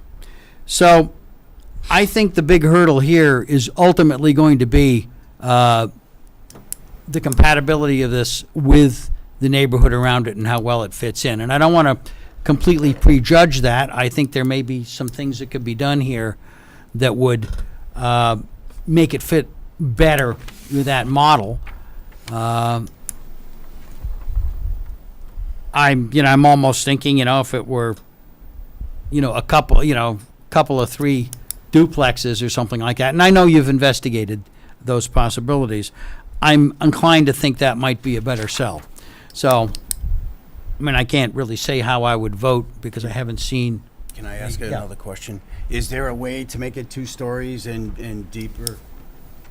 Well, I think we've heard a lot of the comments of the board tonight, and we would like, if the board would like that at a preliminary juncture, we could start reviewing some of those issues and come back on a preliminary nature to see if the board is inclined to like something that's more architecturally pleasing to the board. Excuse me, that was difficult to say. But obviously that can also, we hear what the board is saying, and that can also be dealt with at the special permit process. So if the board's inclined to give the preliminary determination, we hear what the feedback is and what would get Yeah. some support of the board at the special permit level. Believe that the one bedrooms, there is a huge need for. That there certainly is. Right. The question is And whether even this is the the three spot. for it. affordable, Yeah. there's a huge need for that too, so. Right. I think, the going down to 2 stories would make a huge difference. Right. But But again, we're not asking for approval of this board Yeah. this evening. We're just asking for a ticket in to the BAOD so that we can prove to the board that we can fulfill the requirements of the bylaw. Your approval to allow us into the bylaw is not approval at all. Okay. It just gives us the Give 'em an opportunity opportunity. to apply, and then for the board to use this same sort of judgment and whether or not to issue us a special permit. And that's really all we're asking for. That's true. I think we've checked the boxes in stating that we've complied with the requirements of the overlay, and even to Nan's point, we've complied with most of the dimensional requirements of the underlying zoning, which is a requirement if we can't except prove for that the it's density, necessary. yeah. And the density, we would try to work on, structurally or otherwise to fulfill the comments of this board. So what I would ask this board is if we have enough votes to go through with a a finding of applicability at this point, just so that we can try to fulfill some of those requirements at the special permit level, then great, we will do so. If the board's not comfortable giving that determination at this time, I'd ask for a continuation of the discussion so that we can try to address some of those concerns, so that we can prove to the board that we can fulfill them. Let me- I'm sorry, go ahead. Excuse me. No, you're fine. I was just gonna follow up on Attorney Robbins. We haven't really done it in the past. We usually tend to jump in and open the door right away. But on this one, there seems to be, questions by a few members. And I think Attorney Robbins's suggestion of delaying to the next meeting or the meeting after that, so that they could explore other ideas and show us other ideas, might be an interesting way for us to go, rather than we give them the ticket in, Yeah. and then they jump in and they're spending all sorts of engineering money. Yeah. Where they do some sketches and do some stuff at a low-cost level. So that's my thought. Yeah, well, I do agree. I don't want to cause anybody to spend a lot of money needlessly. Any other comments from any members of the board as to how we ought to proceed? I'm thinking that, at least for one more round, might be reasonable. I like Ed's idea. Okay. Yeah, I So do is too. Honestly, I would much rather see a request for a special permit for multiple dwellings, or multiple multifamily dwellings than for I mean, you this might wind up structure with in something that that look a lot area. like Stonegate, actually. How big is You the might foot? just end How up big with is the something footprint on that building that you're proposing? This footprint? 36. Yeah, and just to do the, if I don't do the special permit though, Nan, under the BAOD, the only way I get multiple principal structures is to get variance relief. This board cannot grant this. So if I, even multiple principal structures through this planning board, because I have to build multifamily, so all of my units would have to be triplexes or larger in order to do that, this board would be that, or I'm forced to build one structure. Even under the special permit for the multifamily, I'm forced to build one structure. So the BAOD is actually my alternative to build something smaller, which was the 9-unit development, or this development, which is the highest and best use, using almost either avenue without variance relief, due to the interpretation that multifamily dwellings are 3 or more units and not multiple structures on a lot, as it had been previously. Plexes, you end up having to go. Right. Anything less than 3 is variance, unless I come through the BAOD. Right. Which is why we tried to do the 6-unit development Right. through the variance I understand why application. you did that. Correct. And we could not build the smaller Yeah. development. And so through the BAOD development, we get the larger structure, especially to carry the affordable units through inclusionary without waiver. And the approval, they still have to. Matt, Yeah, but I Matt, don't want them to waste money. is the engineer's They name Matt? know this. Matt, yeah. Yeah, if they're willing. Matt, If they're willing to waste the money. what's the dimensions of the building that you're proposing? I know it's 3,600 square feet footprint. What's the dimensions of it? That's 36 by 112. 36 by 120? 112. 112. And I just wanted to add to, even though we're proposing a three-story, that the development behind us is three-story units. Yeah, so the scale is. Just thinking right out on the street. Are you going to have units on the back of that entering from the parking lot as well? Yes. That was one of the neighbors. We just went through a whole lot of effort at 104 to keep that front unit down to 2 stories. You could do it 2 In order stories. to, yeah, I mean, 2 stories and That's why I mentioned it. I wouldn't be having That's conniptions. 10,000 square feet. 2 stories and 10 units, I wouldn't have conniptions over. Because it's close enough. But 10,800, that 3-story is just 15 gonna, times 7, 20. I don't know, for that area. It could be done 2 stories. All right, well, I don't want to drag this one out unnecessarily. If you think you could make good use of another couple of weeks to take in some of the things we've said and possibly come back, we can just leave it open. Sure, and this board has 60 days to make the determination. Yeah, Anyway. we do. If we ran against the timeline, we would grant an extension. Okay, So well, we're we happy could to deal do with that. your August 8th All right, why don't you take another look and you know, factor in the stuff that we've said. I think you may have a bit of a tough row to hoe, but who knows? And we appreciate the comments. of the Yeah. board. Okay. And that's interesting, that catch-22 with the variance. That was How not, do we get around that? I had, so that was not, that kind of came to light as this project unfolded. yeah, Historically, that interpretation has not been applied. But this particular project, in the way it was kind of unfolded and presented, yeah. brought to light the definition and how it. Okay, Kevin, what, we have how it rolled fall up. town meeting coming up. Yeah, so and certainly, you know, The the. window has not closed on Correct. submittals. Yep. Is there Let's anything fix we that. could do really fast to fix that? Yeah, it's a pretty simple I would think, it's a definition. word or two change. If Yeah. that's something that the board is interested in pursuing, I could have a draft I mean, for. when I see a catch-22 like this, you know, I think, yeah, we ought to be able Yeah, to. you know, and that works adjust as the long bylaws. as, that works as logical and reasonable, as long as the planning board understands that multifamily would then be multiple single units Could on one lot. Or even multiple Right. duplexes Because, on one lot. because I, Correct. I think at many times, Yeah. given the nature of Chelmsford properties, that may actually be a better looking. Yeah, sometimes it looks Okay. better than let one me, big let me, building. can I That can take a straw become a poll much of the board better- here? How many people think it would be a good idea to advance an article to just fix this quirk? Oh, yeah. Absolutely. All right, Yeah. let's, can you draft something up? Yep. And let the selectmen know they may be getting another one? Okay? Thank you very much. We Sure. appreciate your time. All Thank right. you very Make much. a motion to continue. Yeah, Make a I'm, motion. Motion to continue, okay, got it, I'll second. Okay, we have a motion and to continue, seconded. I seconded it first. All in favor? Aye. Thanks, guys.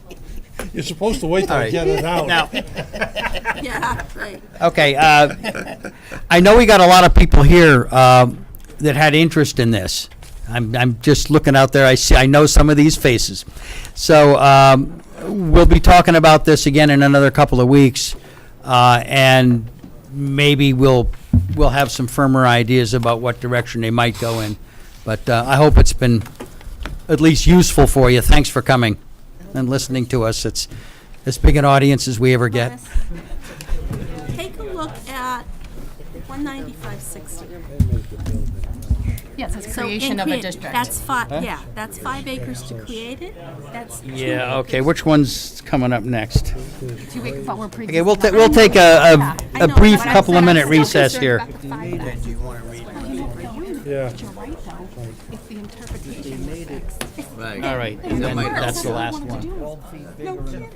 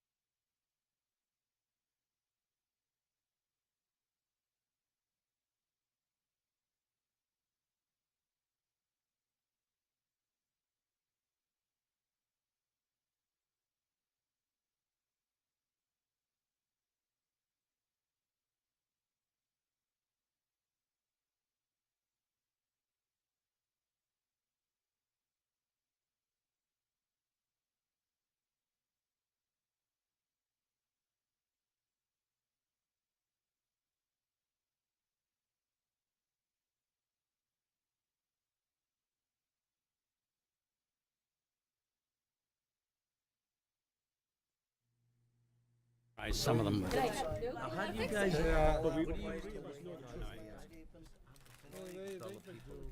All you're gonna see is, You know, like, He I'm could like the do, map. all you're gonna see is. As soon as Don gets back, we'll. Gable end Still out.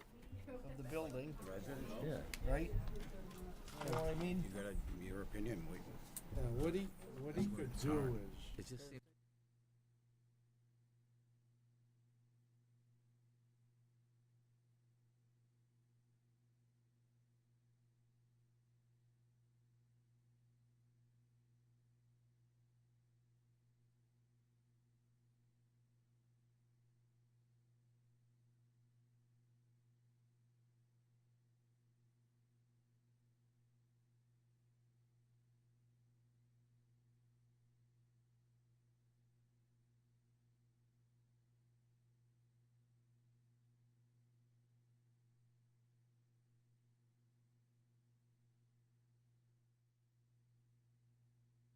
called the by first right. floor. If they meet it,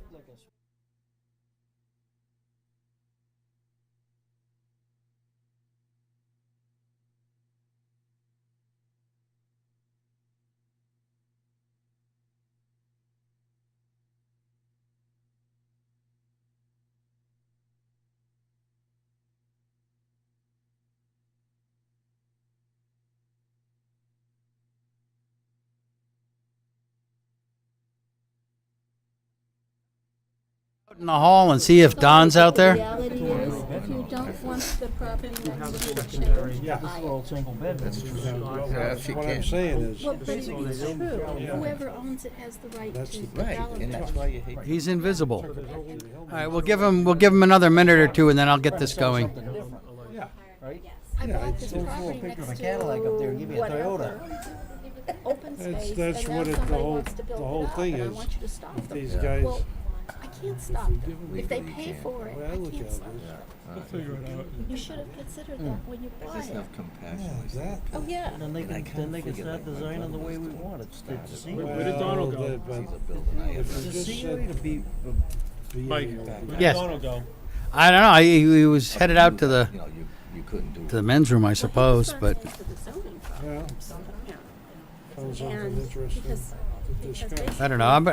I'll give him another minute, and then we're gonna get this thing it going. wasn't viable. Yeah, I got a lot of reading. Yes. Makes sense for the area. Actually, why don't we just get it going, and you can start reading. Sounds great. He can read it himself. Okay. All right, fire away.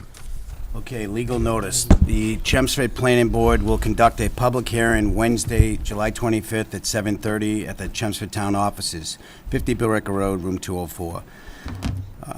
To consider the application of Kinlock Investments LLC for property located at 197 Billerica Road for the construction of two commercial retail buildings totaling 12,845 square feet, 132 parking spaces, and associated site improvements.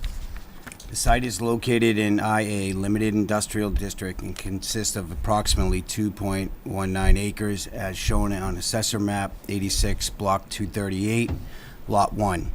The applicant requests approval under Article 14 Business Amenity Overlay District and Article 11 Community Enhancement and Investment Overlay District, CEIOD, and associated special permits per section 195-114B, 195-115B, 119-116B, and 195-74, and any other permit relief as may be required under the Chelmsford zoning bylaws to allow the proposed use project. Copy of this proposal is available in the Community Development Department of the town offices and may be viewed Monday through Friday between 9 and 4 p.m. All interested parties are invited to comment in writing or may present any relevant information for consideration at the public hearing on July 25th, 2017, it says. You want me to do a? Yeah, you You go can next. ping pong them. Okay, I just got one. This is from the DPW, Christina Papadopoulos. Okay, dear members, this office has reviewed the site plans by Howard Stein Hudson Associates consisting of 11 sheets dated June 28, 2018, and a supplemental data report dated June 2018. This office has also received an existing condition plans by Allen and Major Associates dated January 10, 2018, and revised January 24, 2018. As a result of this review, this office has the following comments. This department shall be notified when work on this site is to commence in order to arrange for inspections. 2. Any revisions to drainage system shall be submitted and approved by this office. 3. The stormwater operation and maintenance plan shall be followed as described in the report. Copies of any inspections or other reports done in accordance with the plan shall be forwarded to the engineering office. 4. A site as-built shall be provided upon completion of the work on site. As-built to include a letter from the engineer stating that all stormwater devices have been built to satisfy Mass stormwater standards. Provide all supporting documents and calculations. The as-built shall be from a ground survey and submitted in AutoCAD and paper form. 5. Confirmatory testing shall be performed in the area of the infiltration systems per stormwater management guidelines. Testing shall be witnessed by the Chelmsford DPW Engineering Division. All unsuitable material, if any discovered in the excavation for the infiltration system, shall be removed and disposed of in accordance with state and local regulations. 6. Improvements to Bellrica Road are currently proposed in the scope of the Mass Works grant. Should the grant not be approved, the applicant would be responsible for reconstructing the sidewalk along Bellrica Road to the driveway of 199 Bellrica Road, restriping and adding a left turn lane from Bellrica Road to Sienta Drive, and installing a crosswalk to the bus stop across Bellrica Road. 7. This office understands that the applicant is responsible for constructing all improvements on Sienta Drive, including roadway, sidewalk, lighting, and planting. Once constructed, the town will maintain the portions within the right-of-way only. 8. The town will work with the applicant on snow removal. 9. The current proposals, due to the on-street parking on Sienta Drive, the row of arborvitaes, which provides screening between 187 Bellrica Road and Sienta Drive, will be removed. The screening should be replaced during construction with either plantings or a fence. This should be coordinated with the Chelmsford DPW. 10. This project requires a NEPDES construction general permit. A final copy of the stormwater pollution prevention plan must be submitted to the town, as well as filed with EPA prior to beginning of any site work. The proposed sewer work will require permitting and applicable fees from the DPW sewer division for connection to the municipal sewer system. 12. A road opening permit is required from the Chelmsford DPW Highway Division for work within Sienta Drive and Bellrica Road right-of-ways. 13. Trench permit shall be fined as necessary per 520 CMR 14, Chapter 82A. 14. Contributions to the 53G account should be considered. 15. The design engineer is in the process of completing design and drafting revisions to the plans according to the recommendations of this office. If you have any questions, please contact this office. Okay, next, the Board of Health, see attached letter. Dear Planning Board members, after reviewing the documentation submitted for the property located at 197 Bellrica Road for the construction of 2 commercial retail buildings totaling 12,845 square feet, 132 parking spaces, and associated site improvements, the Board of Health only notes one area designated for a dumpster at the rear of the property. The Board of Health will require, in addition to the dumpster shown on the current plan, there will also be 2 additional properly enclosed dumpsters located near the front building where there is a proposed restaurant and proposed retail space. There should be a designated dumpster for the restaurant and a designated dumpster for the retail space. In total, this site will be required to have 3 dumpsters. Susan Roser, Public Health Director. Next, the Police Department, see attached letter.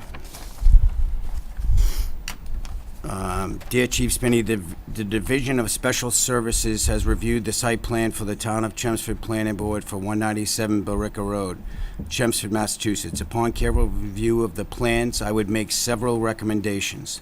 The first recommendation would be installing a left turn only lane from Billerica Road onto Sienta Drive. This is due to the fact that we have had many motor vehicle accidents, some of them serious, involving vehicles trying to turn from Billerica Road onto Sienta Drive. In most instances, these motor vehicle accidents are caused by vehicles heading straight on Billerica Road, hitting vehicles turning onto Sienta Drive from behind.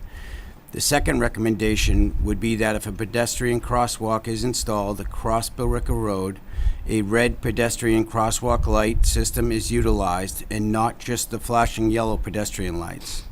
The vehicle speeds in this area, line of sight issues, and width of the roadway necessitate a red pedestrian crosswalk light system. There should also be several pedestrian crosswalk warning signs prior to the crosswalk. The third recommendation would be a requirement that a full traffic study be conducted prior to the issuance of the permit. This is needed due to the high vehicular traffic in the area, speeds at which the traffic is traveling, line of sight issues, high amounts of crashes in the area, and anticipated increase in pedestrian traffic. I've spoken to Katie Enright, the senior civil engineer for the developer, and expressed my concerns. If you have any questions or concerns, please let me know. Lieutenant Colin Spence. And last, from the fire department, dear members of the board, in regards to the proposed retail development at 197 Billerica Road, the Fire Prevention Office finds the following. Access for firefighter apparatus is adequate. As currently designed, access was demonstrated to this office using a custom designed template Howard Stein Hudson put together to match Chelmsford Fire Ladder 1. Our only concern is that the gate at the end of the loading lane at Billerica Road. This department requests that the board eliminate the gate and encourage the applicant to pursue other options to eliminate public traffic flow, including signage and mountable curbs. The presence of this gate can greatly delay fire department response in the case of certain emergency situations. All fire lanes shall be marked with appropriate signage and pavement markings. All exits should be provided with continuous paved access that ends at a public way. Water supply appears to be adequate. Adequate pressure and flow shall be confirmed with a required hydrant pressure and flow test conducted with the appropriate water district. All calculations and results shall be submitted to the Fire Prevention Office for review and approval. Hydrant locations have been discussed on a preliminary basis with the proponent, and this department will continue to work with the applicant to place hydrants at mutually agreeable locations once more comprehensive utility and architectural plans are developed. Hydrants shall be placed within 60 feet of all fire department sprinkler connections, with an additional hydrant within 500 feet of all points of the buildings. Dumpster locations shown on the plan are adequate. Snow storage appears adequate and shall not impede exit discharges or traffic flow. All fire protection systems shall at minimum comply with the Mass State Building Code and Mass Comprehensive Fire Safety Code. Systems shall also comply with the Chelmsford Fire local requirements and the effect at the time of the building permit application. The applicant or their contractors are advised to contact the Fire Prevention Office early in the building permitting process to obtain and discuss Chelmsford local fire alarm and sprinkler requirements. Knox boxes shall be installed on each building, and all fire protection systems shall be monitored by a UL-listed central station system. 3 sets of stamped documents and plans shall be submitted to the Fire Prevention Office for review. The applicant shall submit an application for address and unit numbering to the Town of Chelmsford E911 Committee and its chairperson, Town Clerk Deseres. This office would approve of this plan with these comments and changes, and I ask the board to make this letter part of the approval process. Daniel Katsufis, Captain. Okay. Here's the other one. That's it? That's it. Thank you. Okay, 197. Good evening, members of the board. Again, for the record, Attorney Melissa Robbins from the law firm of Duchesne and Farrell. We're here tonight for 197 Billerica Road. I think you had read Kinlock Investments, but the actual applicant is Kinlock Retail LLC. Okay. I will not read all of the special permits we're asking for this evening, as Mr. Shanahan has already done that, so I will not do that. Also with me this evening is Katie Enright from Howard Stein Hudson. We also have Dave Guthrie from Kinlock Retail LLC and Lorraine Black.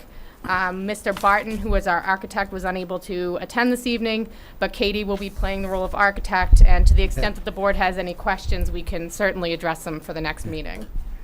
As the board's aware, we already have a preliminary determination for this application. We received it in April, so we're here for all of those special permits tonight. I think the board gave us some pretty clear direction during the preliminary determination hearing, and since that time, we've improved the landscaping. We've met with DPW regarding some of the issues on Ciencia. We've improved the architectural plans. We've met with the town regarding some area improvements and also some improvements that may be able to go into the current MassWorks grant that I know that Evan is busily working on. And then it's also noted in the comments you've already read into record, we've already met with fire and police.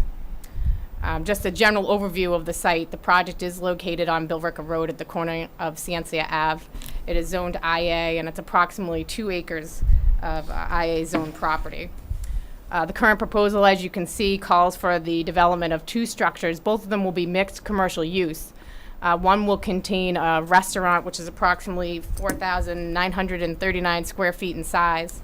That will accommodate about 200 seats. And you can see when we get a little bit further along, you'll be able to see that there's actually a patio area also outside for the warmer months. Throughout the entire area, there is a brick patio that splits these 2 buildings. That's all a walking area that is nicely landscaped, and Lorraine will go through that shortly. Access through the site is actually a single access through Ciencia. The only access that's going to go out onto Billerica Road will be for delivery exits only. So no other vehicular traffic through the entrance going onto Billerica Road. I'll turn over to Katie just to give you an overview of the site and go into some more details of the engineering. And then we'll have Lorraine give you an overview of the landscaping. Okay, good evening, everyone. Katie Enright with Howard Stein Hudson. As Melissa stated, the lot is on the corner of Ciencia and Billerica Road, surrounded by industrial and office uses. So across Ciencia, there's a building that actually faces out to Billerica Road that has offices and industrial uses, and there's 2 industrial users at the rear of the subject site. But just to the east of the site, there are still 4 residences along the side of Billerica Road in that area and across from Apollo Drive. The first one that you actually see on our plan here today is 199, and that's Frank and Alice Laspinato. We had met with them prior to the CEIOD applicability, and we've continued to meet with them about this project, and I think you'll see we've added some pretty significant landscaping and looked at the improvements as they would affect our closest abutter, our closest residential abutter. The site itself is 2 acres, but we only have a little under 160 feet of frontage along Billerica Road. Obviously, Billerica Road is the most important part of this site as it pertains to the 129 overlay district and bringing people in, providing them restaurants and services and retail opportunities. So we're trying to use that frontage as best possible. So we've pulled the building to within 20 feet of Billerica Road in that area to accomplish the best sight lines along Billerica Road. So that the visibility will be as you come down Billerica Road from west to east and east to west, you'll be able to see our signage and you'll be able to see our most prominent corner, which would be the restaurant on the subject site. The rest of the site wraps around behind the residence. So what we looked at doing was pulling the buildings and the activity as far away from the residences as possible. So we've lined the other building up adjacent to Ciencia. The architect and us work together to turn the building slightly to allow for a presentation essentially coming down Billerica Road and to make the project a little bit less linear. The site is well within the amount of development that you could propose on this site. We're only a one-story building here at 20 feet tall, with the parapet going just above that 20 feet to screen some utilities. We're allowed to do between 40 and 60% coverage. We're only doing 14% coverage on this lot, and our FAR could run between 0.45 and 0.67, and again, we're only at 0.14 on this lot. Would also in the IA be allowed to do a 45-foot height, and again, in a 4-story building, we're doing everything at 1 story in this area, and really trying to make it pedestrian friendly by creating all of these pedestrian areas and landscape areas in and around the buildings. The parking for the site has been designed both in the site and off the site along Scientia. One of the things that we had discussed at the previous hearing was providing parallel parking on both sides of Scientia, and basically shrinking down that width of pavement to the 24-foot standard, and allowing for, right now it's 30 feet out there, and allowing for parking on both sides of the road. Also providing amenities related to the sidewalk along Scientia, which would connect you into this development and connect from Billrica Road. And also providing some street lighting and landscaping along Scientia. Those images have not been presented yet along Scientia. We are looking to work with the town. In many of the other overlay districts, there's a standard lighting and a standard kind of landscape or streetscape that we're looking to look and feel. We're proposing to do lighting and landscaping along Scientia, and we'll work with staff to come up with the type of lighting that they would like to see provided, and that may very well become the standard in the 129 overlay district. So our parking on-site and off-site, if we were to look at a 200-seat restaurant with 20 employees and a little over 8,000 square foot of retail, we need 133 parking spaces.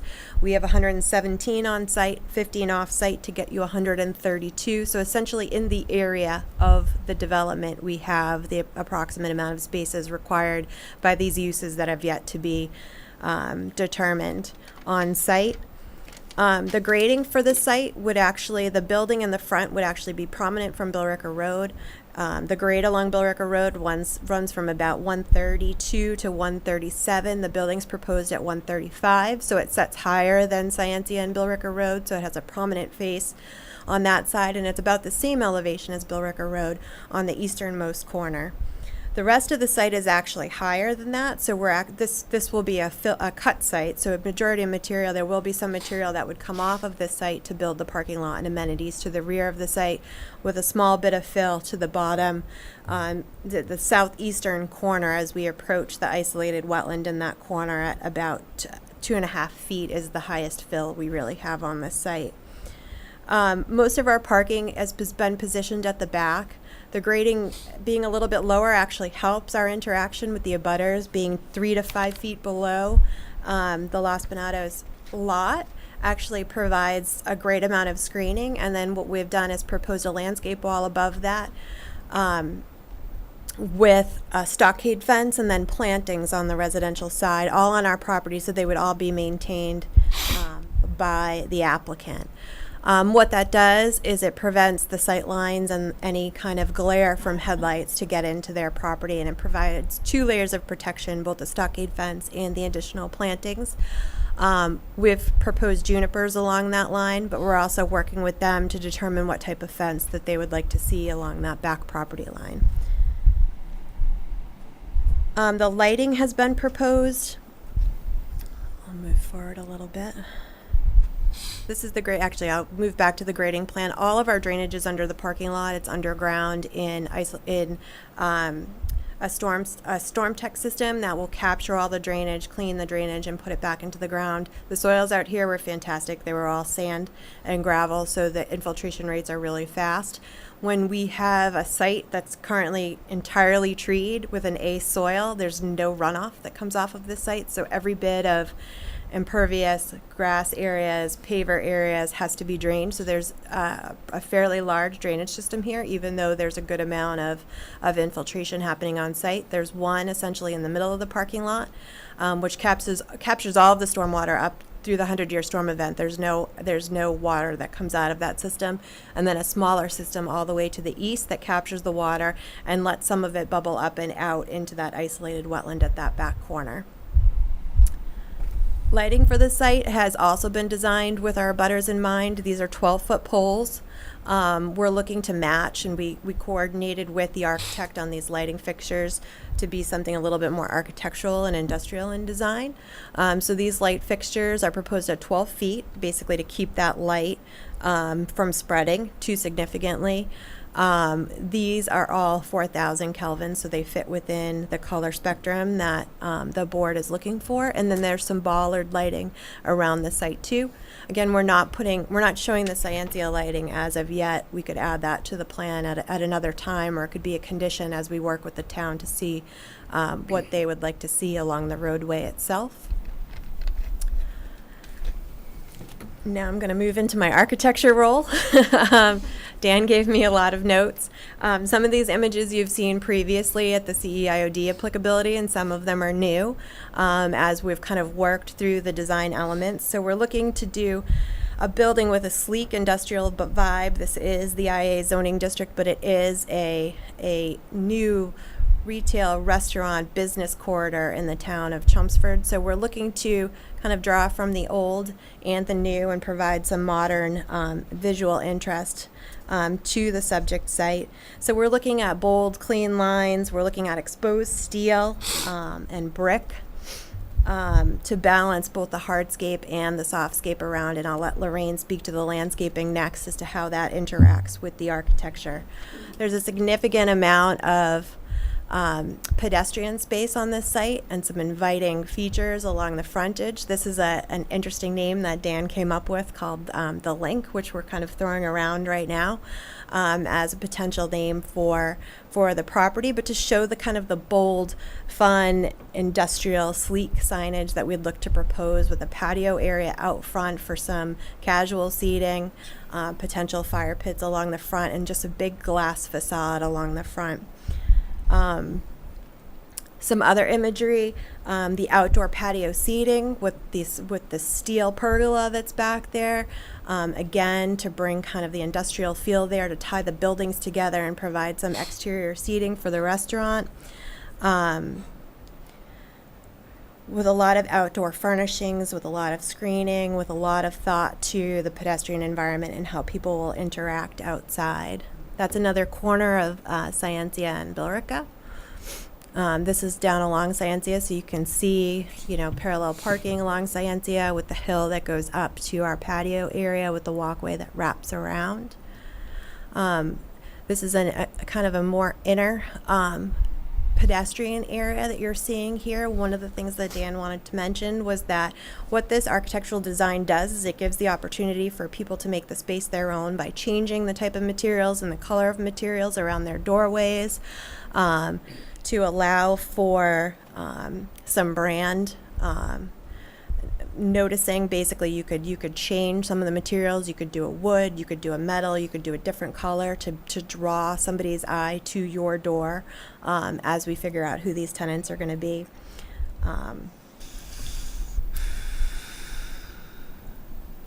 That's the last of the fun pictures. The rest are just the black and whites elevations. As I said before, you can see here how the different sight lines and how the signage could fit into some of these units.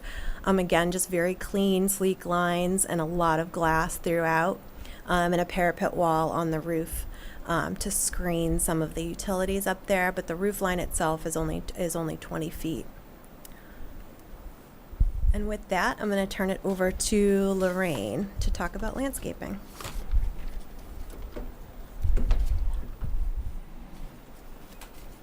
Good evening, Lorraine Black, landscape architect. Very excited to work with this team on this. This is a fun project. Been working with Dan Barton. The landscape plan is one that really reflects the building, the architecture of the building. It's very important, as Katie had mentioned earlier, that it's that bold, sleek look.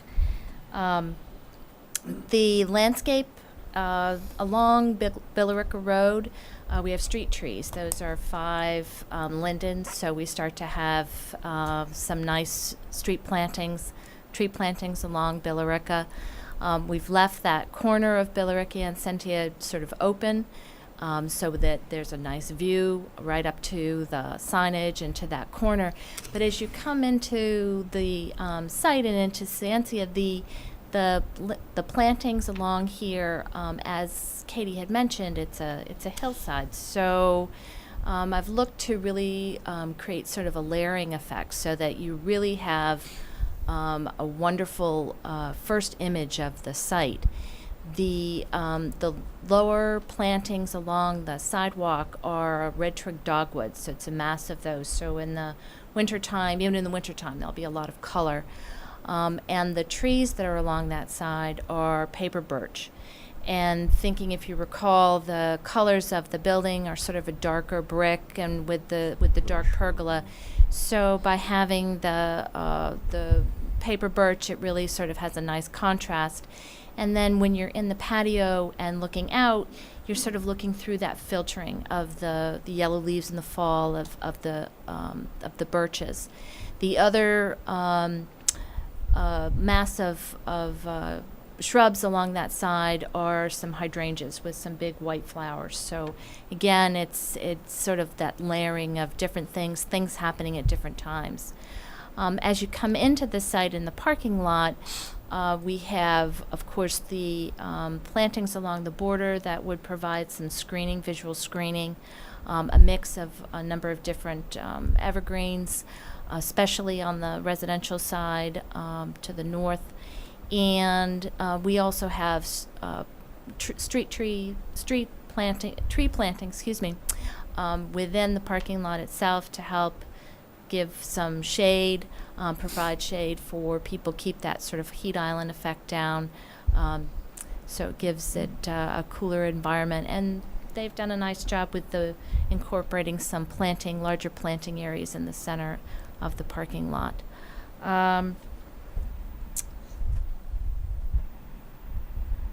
Again, I think that's a summary. If anybody has any questions, the next slide is next one over. Sorry, high tech. You gotta aim it. Oh, I have to aim it to you. That's the problem.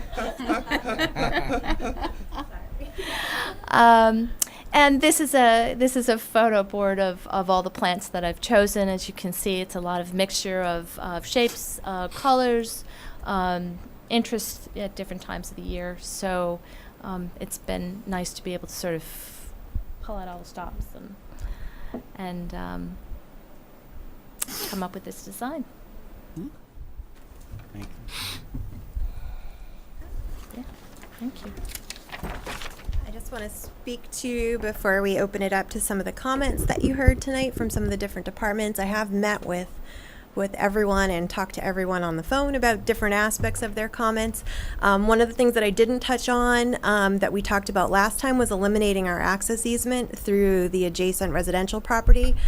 We met with that abutter last week and we're working on the legal language to remove that access easement from the center of that residential property next to us. So that is being handled by the attorneys.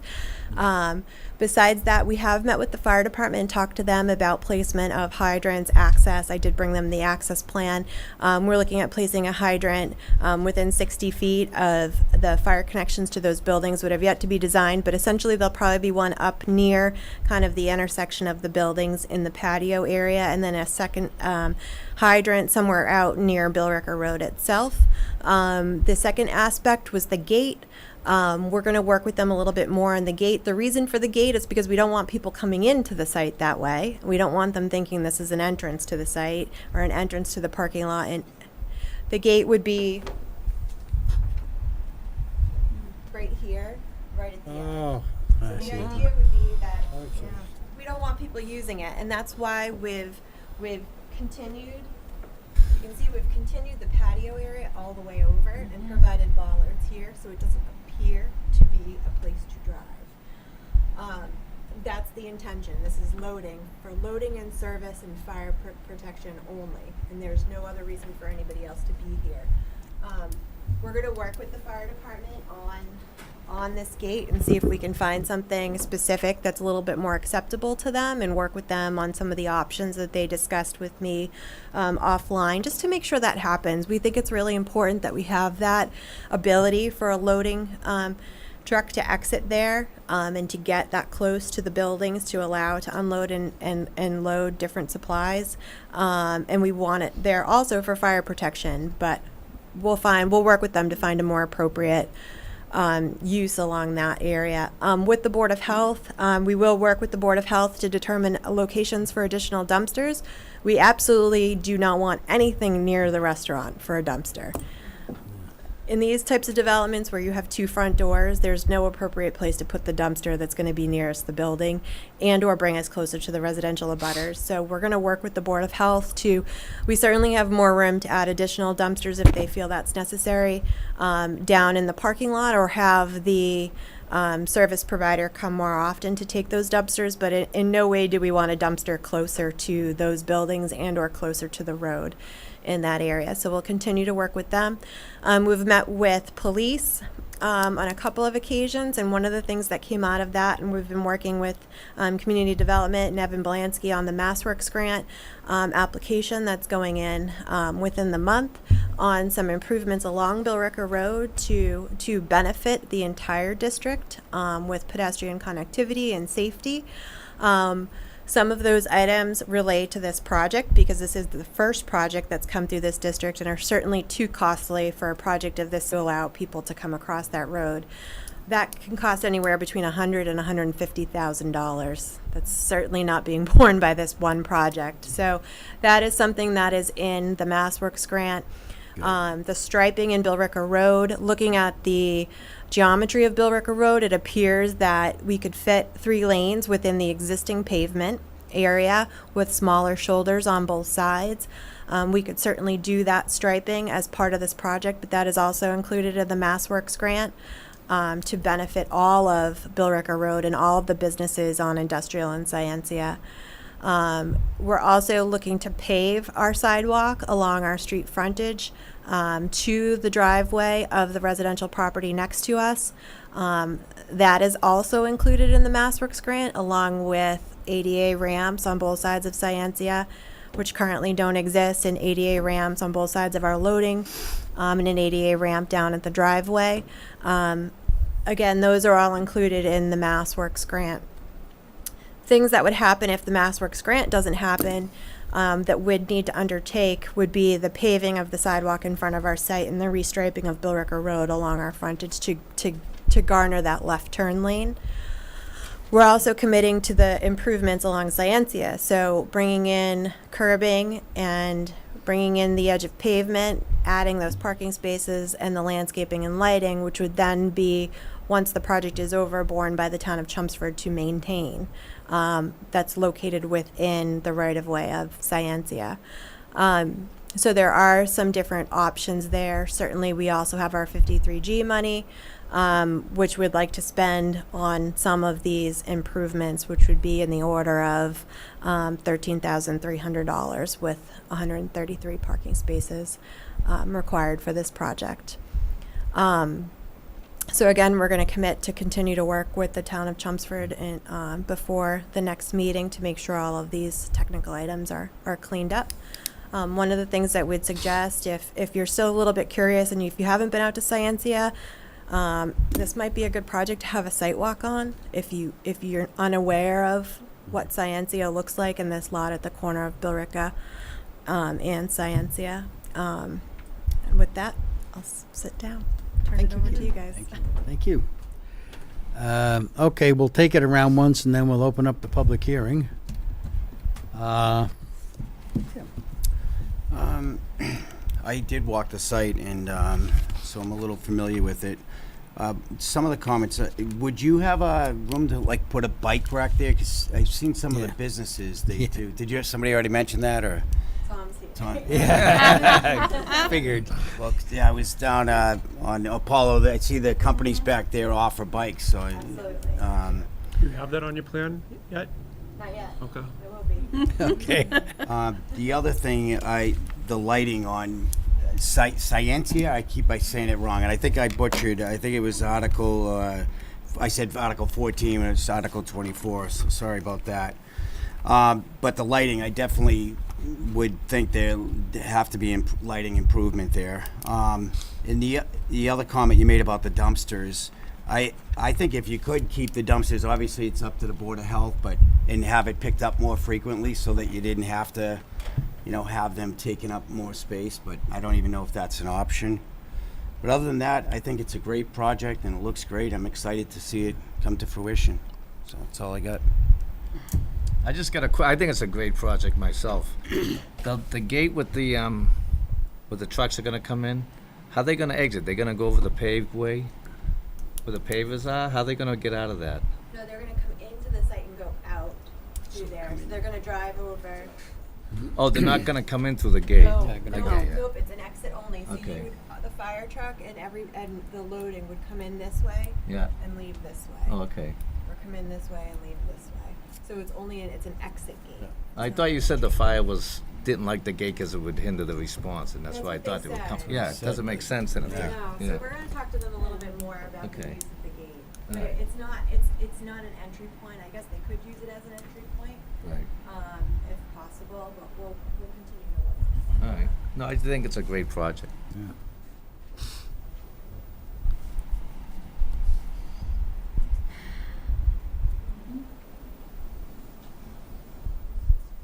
Okay. Nancy, you're on. Christina, have you looked at the drainage in detail? You're good? We have Right. a few more things to work on, but we'll get there. Okay. I make no attempt whatsoever to review it. I just pass it off to you and make sure you're good. I think this is a spectacular project, guys. Landscaping is near to dear in my heart, and it's always beautiful. It just is.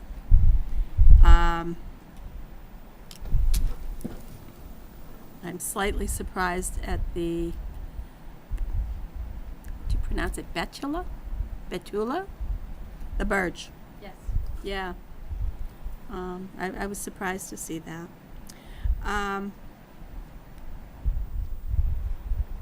I don't think I have any questions. Okay. Excellent. Katie did a great job of answering all the things that we always ask. We don't have any pin oaks, Nancy? No pin-ups. I checked for them. We do have locust, Okay. which is kind of interesting. No, they don't have fluffy things. They have they have? things that drop, but they Oh, don't. they got but these they two. don't put pinholes in your hood, Okay. All right. which is why I worry about oaks. Okay. I think it's a great project. I hope it comes out looking as It's just 95% as good as the sketches look at the buildings. We don't want any Taco Bell, Popeye hey. color architecture here. That's so what you've got looks nice, modern, sleek, good. You're lucky you're sitting down, because I don't have any questions for you right now. You just covered them. Glenn, you're on. Again, I'll just go with what everybody else is saying. The project looks awesome. Great use for that site. Yeah, no questions. I'm good. You're up. I have no questions, but I just want to make a comment. You guys are great listeners because you addressed pretty much all the concerns that we had at prior meetings. I do have a question about this proposed landscaping wall in the back. 4 feet tall, made of. We haven't figured out what it's gonna be made of yet, but we can commit to something at the next meeting. We haven't designed it yet. Okay. All right. And one last comment, the detail that you provide on the facade and the architecture, Katie did a great presentation there. I know from the EDC, this was something that we had asked for, and I think you all definitely nailed it. You addressed it well. Thanks. Guess it's my turn. Very nice indeed. And I really do like the birches. I think that's not a touch I would have expected. And I can see I can imagine what it's gonna look like up against the background of the buildings. It's gonna be quite impressive. Very nice. And frankly, I don't have any questions either, at least not, You got no four quick questions. ones. You got a question? Okay. fire- Comments more. So just back to the delivery lane. I think you've already said this, but I think you need to clarify to the fire department whether that's a delivery lane or a fire lane. The way you described it is it's intended to be the exit point for the fire truck. I agree with you. I don't see that being an entry point for the fire truck. And I think you need to make that clear to them. And maybe that resolves the comment they made about delay of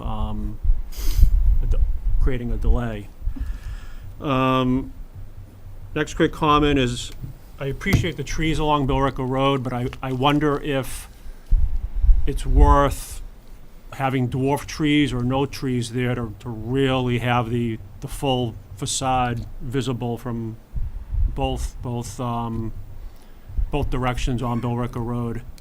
I know you mentioned lindens, I think. Yeah, So I don't, those are full. They're full. Yeah. Yeah. So just food for thought. Yep. I think we all appreciate the streetscape, but I think on the other hand, it may be a balancing act to really expose that front facade. Let's envision pedestrians coming from Apollo, crossing the safe pedestrian red signal, walking up the sidewalk on Billerica Road. Why wouldn't people try to come up the delivery lane? And are you intending for people to come up the delivery lane? Are you encouraging it? I don't see a sidewalk there. I guess my comment is, how likely is it that someone's actually gonna walk all the way around to the corner and then up Ciencia as opposed to walking up the delivery lane? And final comment is, the 12-foot light poles. There's a lot of lollipops. There's a lot of light poles on the property. So I'm wondering if maybe it makes sense to keep the 12-footers adjacent to residential and increase it slightly everywhere else, just to minimize the amount of light poles. It just seems very excessive and maybe almost a distraction when you're on the site. All right. Sure. Okay? That it? That's it. Okay.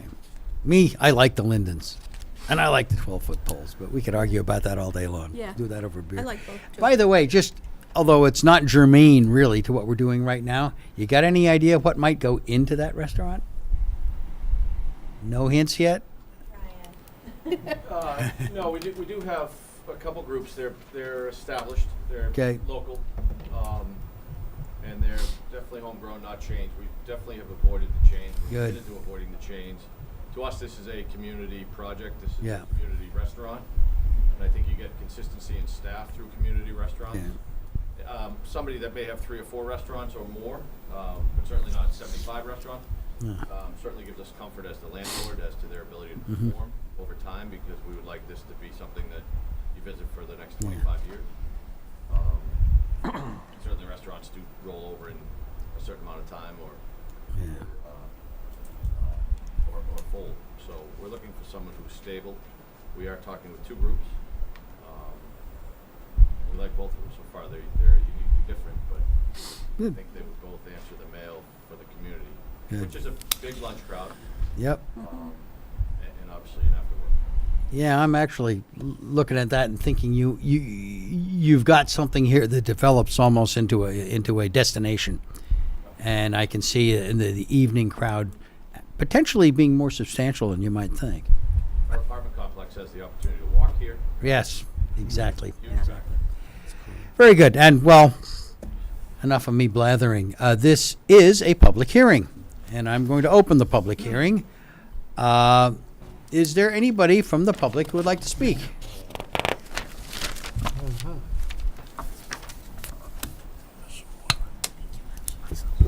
Good evening. Chris Bowman, Precinct 4 Representative, 3 Julio Street. And I do have a handout for the board. And I'll get that to you in just 1 second here.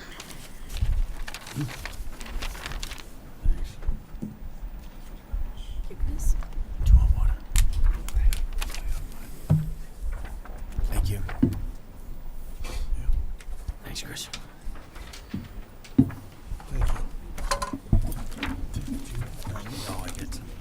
Okay, this covers 152 as well, but we're interested in 197. Yeah, we're not doing that.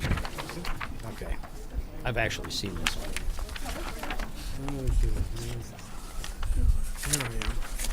Okay, so this project is a great project if it was between Alpha Road and the Chelmsford Billerica line. It'd be perfect. It is exactly what the BAOD overlay calls for and exactly what the town is trying to do. But there's a problem here. The problem primarily is the residences that are positioned towards the east part of the project, and their quality of life is going to be detrimentally affected by this project.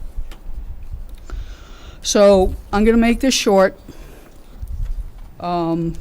Just to let you know, the first part of this handout is something that I checked with the chair and can't discuss tonight, but there's a possibility for the next meeting or the meeting following that, depending upon how things shake out.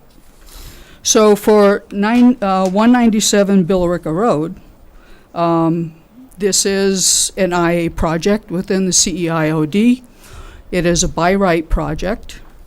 And so Table 3 in the zoning code applies for the dimensions. That attachment 3 calls for a 100-foot setback from residences for any project that's by right.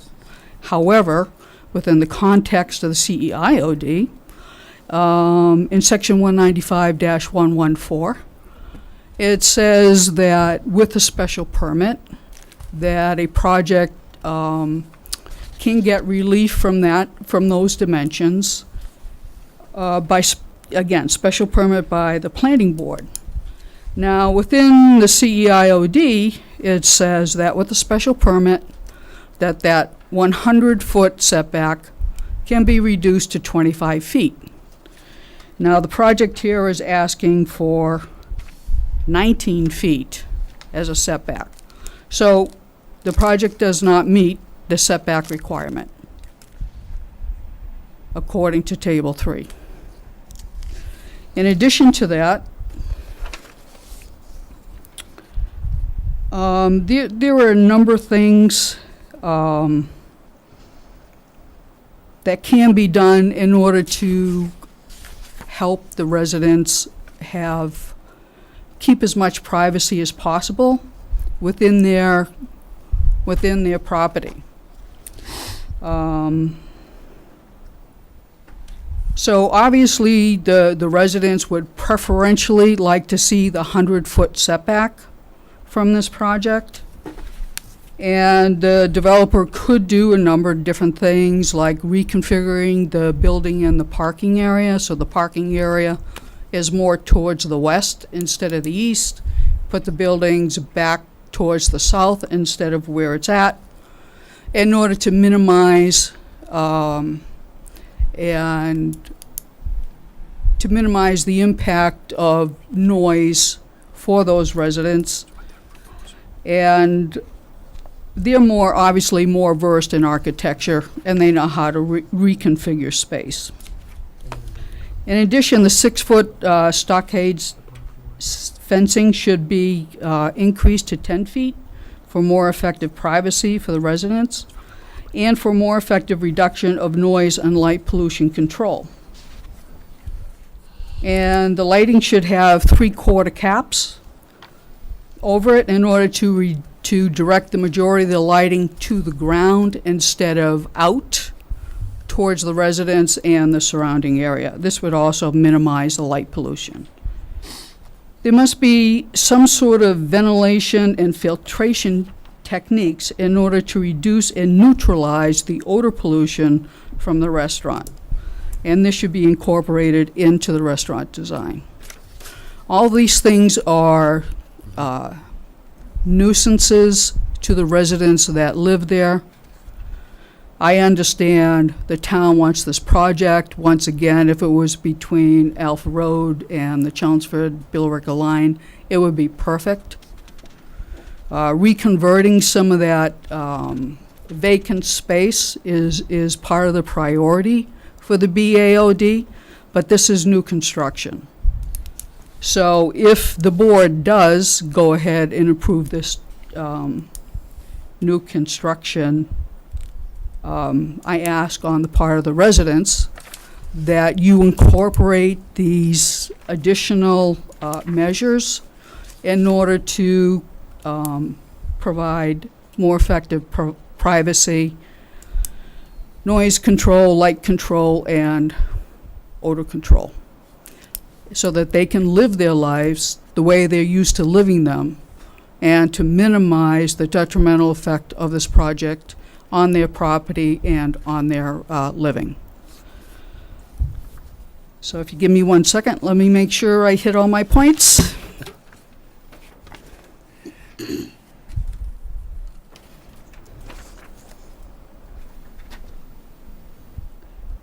Okay, so I think I did.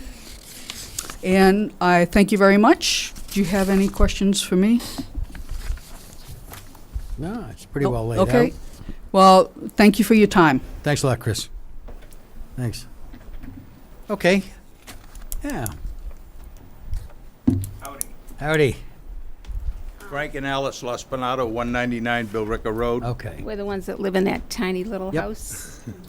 Our only concern would be the distance from, the back distance there from our property line, because it's kind of close. I don't know how many feet, and Yeah, it is pretty clear. Yeah, What between. used to be 100 feet has disappeared. we don't Now know what it is, you know, of the distance. So does anyone, do you know what it is, Chris? The distance from, you know, right From- here. We'll say from the, Say from, okay, say from the garage to here. It's only 10 feet. That's only 10 feet? and that's my 10 feet. Right. That's our 10 feet, so Yes. your building, is that your building along there? Is that- That's the shrubs that we're putting and the Okay. fence. So that's our 10 feet and your building along the property line, is that? Yep. Okay. And also the house, how far is that? Yeah, okay, all right. About 40 or 50. Basically think it's a beautiful project. Yeah. I'd like to have them as a neighbor, And- but can you see how close this is, you know, to where we're living? And if they could just move this down? Is there any possibility of that, moving it down just a bit so we can have And, some? Okay. and I will say, Yeah, well, I'm looking at the shrub line. I don't know if you necessarily want to move the shrub Well, line. you know, But behind the shrub line, it looks like there's There's room another there. 20 or 20 feet anyway. Is of, the shrub lines right on the property line? How high are the shrubs? on our property. I mean, they're basically asking them It to is- give them property. How high are the shrubs? Those Yeah, junipers, it is what it is. It It's is, their that's where your property. property line is. 15 feet? so that, yeah, that's, You know, it strikes me that the place to put the energy is in making sure that the shrubbery and the separation is maximized by proper choice of fencing and shrubbery. Because you've got a fair, it's 10 feet to the line, but it's probably 30 or 40 feet to the actual edge of the parking lot. And there's a big patch of green in there. is there supposed to be a distance between our property line and where they start? It's shrubs. On a Shrubs. building, That's yeah. landscaping. Not on the, not on the So you'll parking have a lot. green On wall. the building, but not All- on, all not them- on their landscaping. All them green dots there are all probably what is that for? Junipers. Yeah. I mean, that That's- basically that's- just That full creates a coverage. green edge. Beautiful landscape. Yeah. On our property line, right? Yeah, right it's on the line, up to the It's line, on their Ally. side of the line. Yeah. Okay, I just thought it had to be moved back. You'll actually appreciate it. Yeah. You'll appreciate it once it's in because Oh, no, it'll no, block, that's it'll not the block point. you I just thought that from they them. had to- They don't have to give you land, no. They don't have to give us anything? No. Nothing on either side? Not, Unless it's on this. no. They're already giving you Land. something. If, they're already giving you something. If I heard correctly, they're working to eliminate their right-of-way through your Yes, I think property. that's great. That'll be nice. Yes. That's making your property much more valuable, Right. and you could build a house right through there, where now you can't build a house right through there. So they're already giving you something of Getting a value. lot of value Okay, out of well, this. it sounds to me as if you've been talking to the proponents to some degree. Oh, absolutely. They've, Yeah, okay, they've so been good. wonderful. They, Okay. you know, they've given us every consideration. This, you know, Okay, the, it's close to our house and where we. well, that. That's the where your point's a property fair one. ends. Yeah. Yeah. I think Yeah, you'd be I happy mean, with the privacy. The short piece in there is the 10 feet between the garage and the That's what- property that line, was- which is. that was Which is surveyed. a characteristic of your side of the property, not of theirs. Okay. But it looks like you've got 40 feet anyway before you actually see any cars and pavement. Down here? Yeah, Yeah. that's where the pavement begins. Because that was a big, you know, Yeah, concern. and I can see why it would be. I can very much see You know, that. I mean, if you live there, it might be a concern for you, because I Yeah. Yeah. can't visualize all this. Okay. You know? Yeah. But I think your project is very nice. You did everything you said you were gonna do, and, like I said, there's that question about the property, I think. Okay, yeah, I think I understand now. Yeah. Okay, well, if Done. you think there are any adjustments that could be made to the landscaping in that corner, just let them know, although it looks pretty complete for that kind of landscaping work. Yeah, obviously, we see a lot of plants, so Yeah. we see what people do. Now, what's in there between the hedge and the pavement? What have you got planted? It's a mixture of green giant, arborvitaes, and some tall junipers. Okay. So you got a lot of bushy green in there. Yeah. I do, yeah. I mean, we can look at, you know, a mixture of a couple of other things that are a little bit larger next Yep. go around. But I'm you know, listening to your concern. Yeah, Okay. I just absolutely. didn't realize, sure, you know, the closeness there. I'm looking at a tiny little house. Yeah. Wow. So Oh. it's a concern to us, yeah. Just regarding that, the height of the fence, so we had talked about the height of the Right. fence. But you're gonna lower that? Is it- And, well, we made the fence as 6 feet, and the parking lot is 3 Drop to 4 down feet 3. below Right. that. So the fence, though, is 6 feet on your side, but the parking lot is down below on the other side. We Depressed. talked about an 8-foot fence, and we've kind of gone back to the 6. Right. Okay, so they had 6 agreed. and 3, Okay. that's fine. Right. So you effectively have 11 feet? Yeah. So you're not going to see There's plenty headlights. there. No. They're not going to come through. No. That's been blocked. Okay, because we don't wanna be up all night. Yeah, I know No. exactly. Then No, I share your and that concern. landscaping is going to stop any light also. It's going to help a whole lot. But, you know, other than that, that was the big thing was Okay, that, good. you know. I'm glad you're Yeah. content with most of it there. And, like I said, it's, Thanks. Thanks. Thank you very much.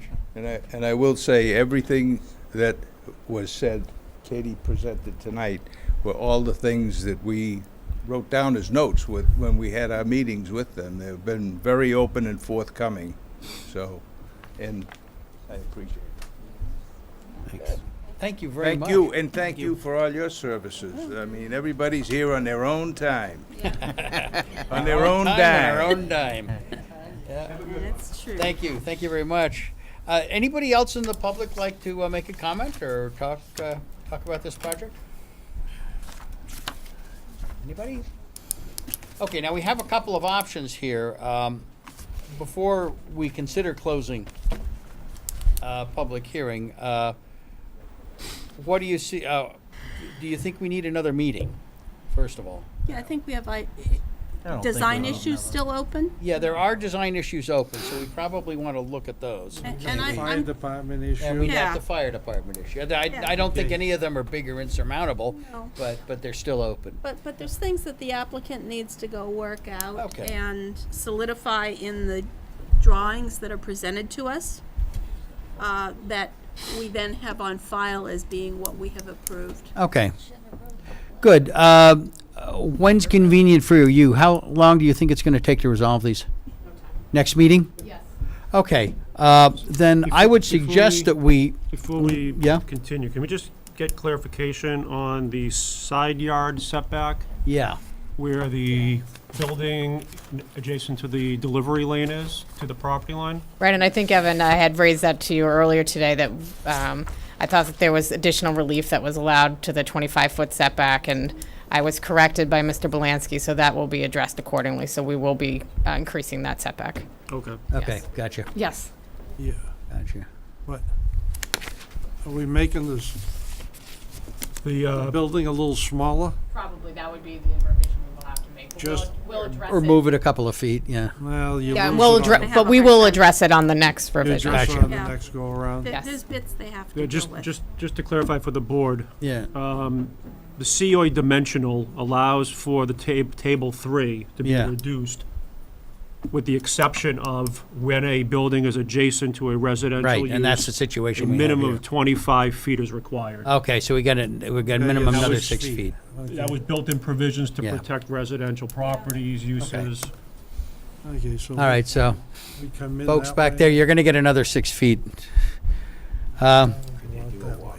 Okay, in that case, I think the smart thing to do is leave the public hearing open, continue that, continue to the next meeting. I don't know whether we'll have any public that want to say anything, but I'd like to leave the opportunity available. And Mr. Chair, I don't know if anybody would like to schedule a site visit prior to the next meeting, or if the board wants to go at their own convenience. Well, it's not flagged or anything, I guess. It's just wide open. I know the spot. I mean, you know it. I know it. I know. Does anybody want to do a site I walk? wanted to buy it. Huh? Thank you. I think most of us have wandered through there and have a pretty good idea. I mean, with a drawing in one hand, you can pretty much figure that spot out. Visit after the brewery. Okay. guess we have some pretty clear directions, Site so visit we would after the ask for brewery's done. continuance. Yeah, there you go. Okay, so we'll continue to the next meeting? August 8th. I'll give you a motion to continue. Second. Yep. Second. Motion second. All in favor? Aye. All right, and I'm going to guess the way this is going, we probably have a very good chance of closing this at the next meeting. So. In fact, I don't know if you might even want wanna to draft the consider findings? starting the drafting. There'll be a few things Something open. rough together, but it won't be a typical. Well, you can final rough it out, put it in your back pocket, and then we can deal with it. draft. Yeah, won't have time. Okay. Thank you very much. Okay. Mr. Chair. I always get called Yours would be Mr. like Chair. 200 bar stool. It's going to go to my head. Late night special. Oh, don't. happy hour, Don't. Don't go there. live music, All right. Thanks. VIP parking. for- Very good. Okay, so we've got this one for next time. Evan, what other stuff, I guess we're done with the main portions here. What do we have for next meeting? So we just coming up continue besides these two projects. We have any new public hearings scheduled for the 8th? No.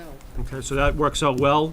Yeah. So what time do you want to start the Groton Road public abutter meeting? Okay, well, I think we probably want to continue the practice of starting out at 6:30 and doing some work sessions. So think let we me make do. a suggestion. Yeah. Maybe you start your work session at 6:30. Yeah, Maybe do some more historic preservation. Maybe Yeah, maybe start look at the the final Groton draft of Road that. at 7. Yeah. Allow the public to get home and commute home from work. Start that at 7. And I would go probably to 8. I wouldn't open up any of these continued hearings probably till 8. okay, Give a good hour Yeah. on Groton Road. okay, I think the two continued hearings, I think, should go reasonably quickly. Okay, let's do it that way then. Evan, will you have a draft for us for multi-dwellings on multifamily? Yep, we'll have that. Yep. For the 6:30 session Yep. as well?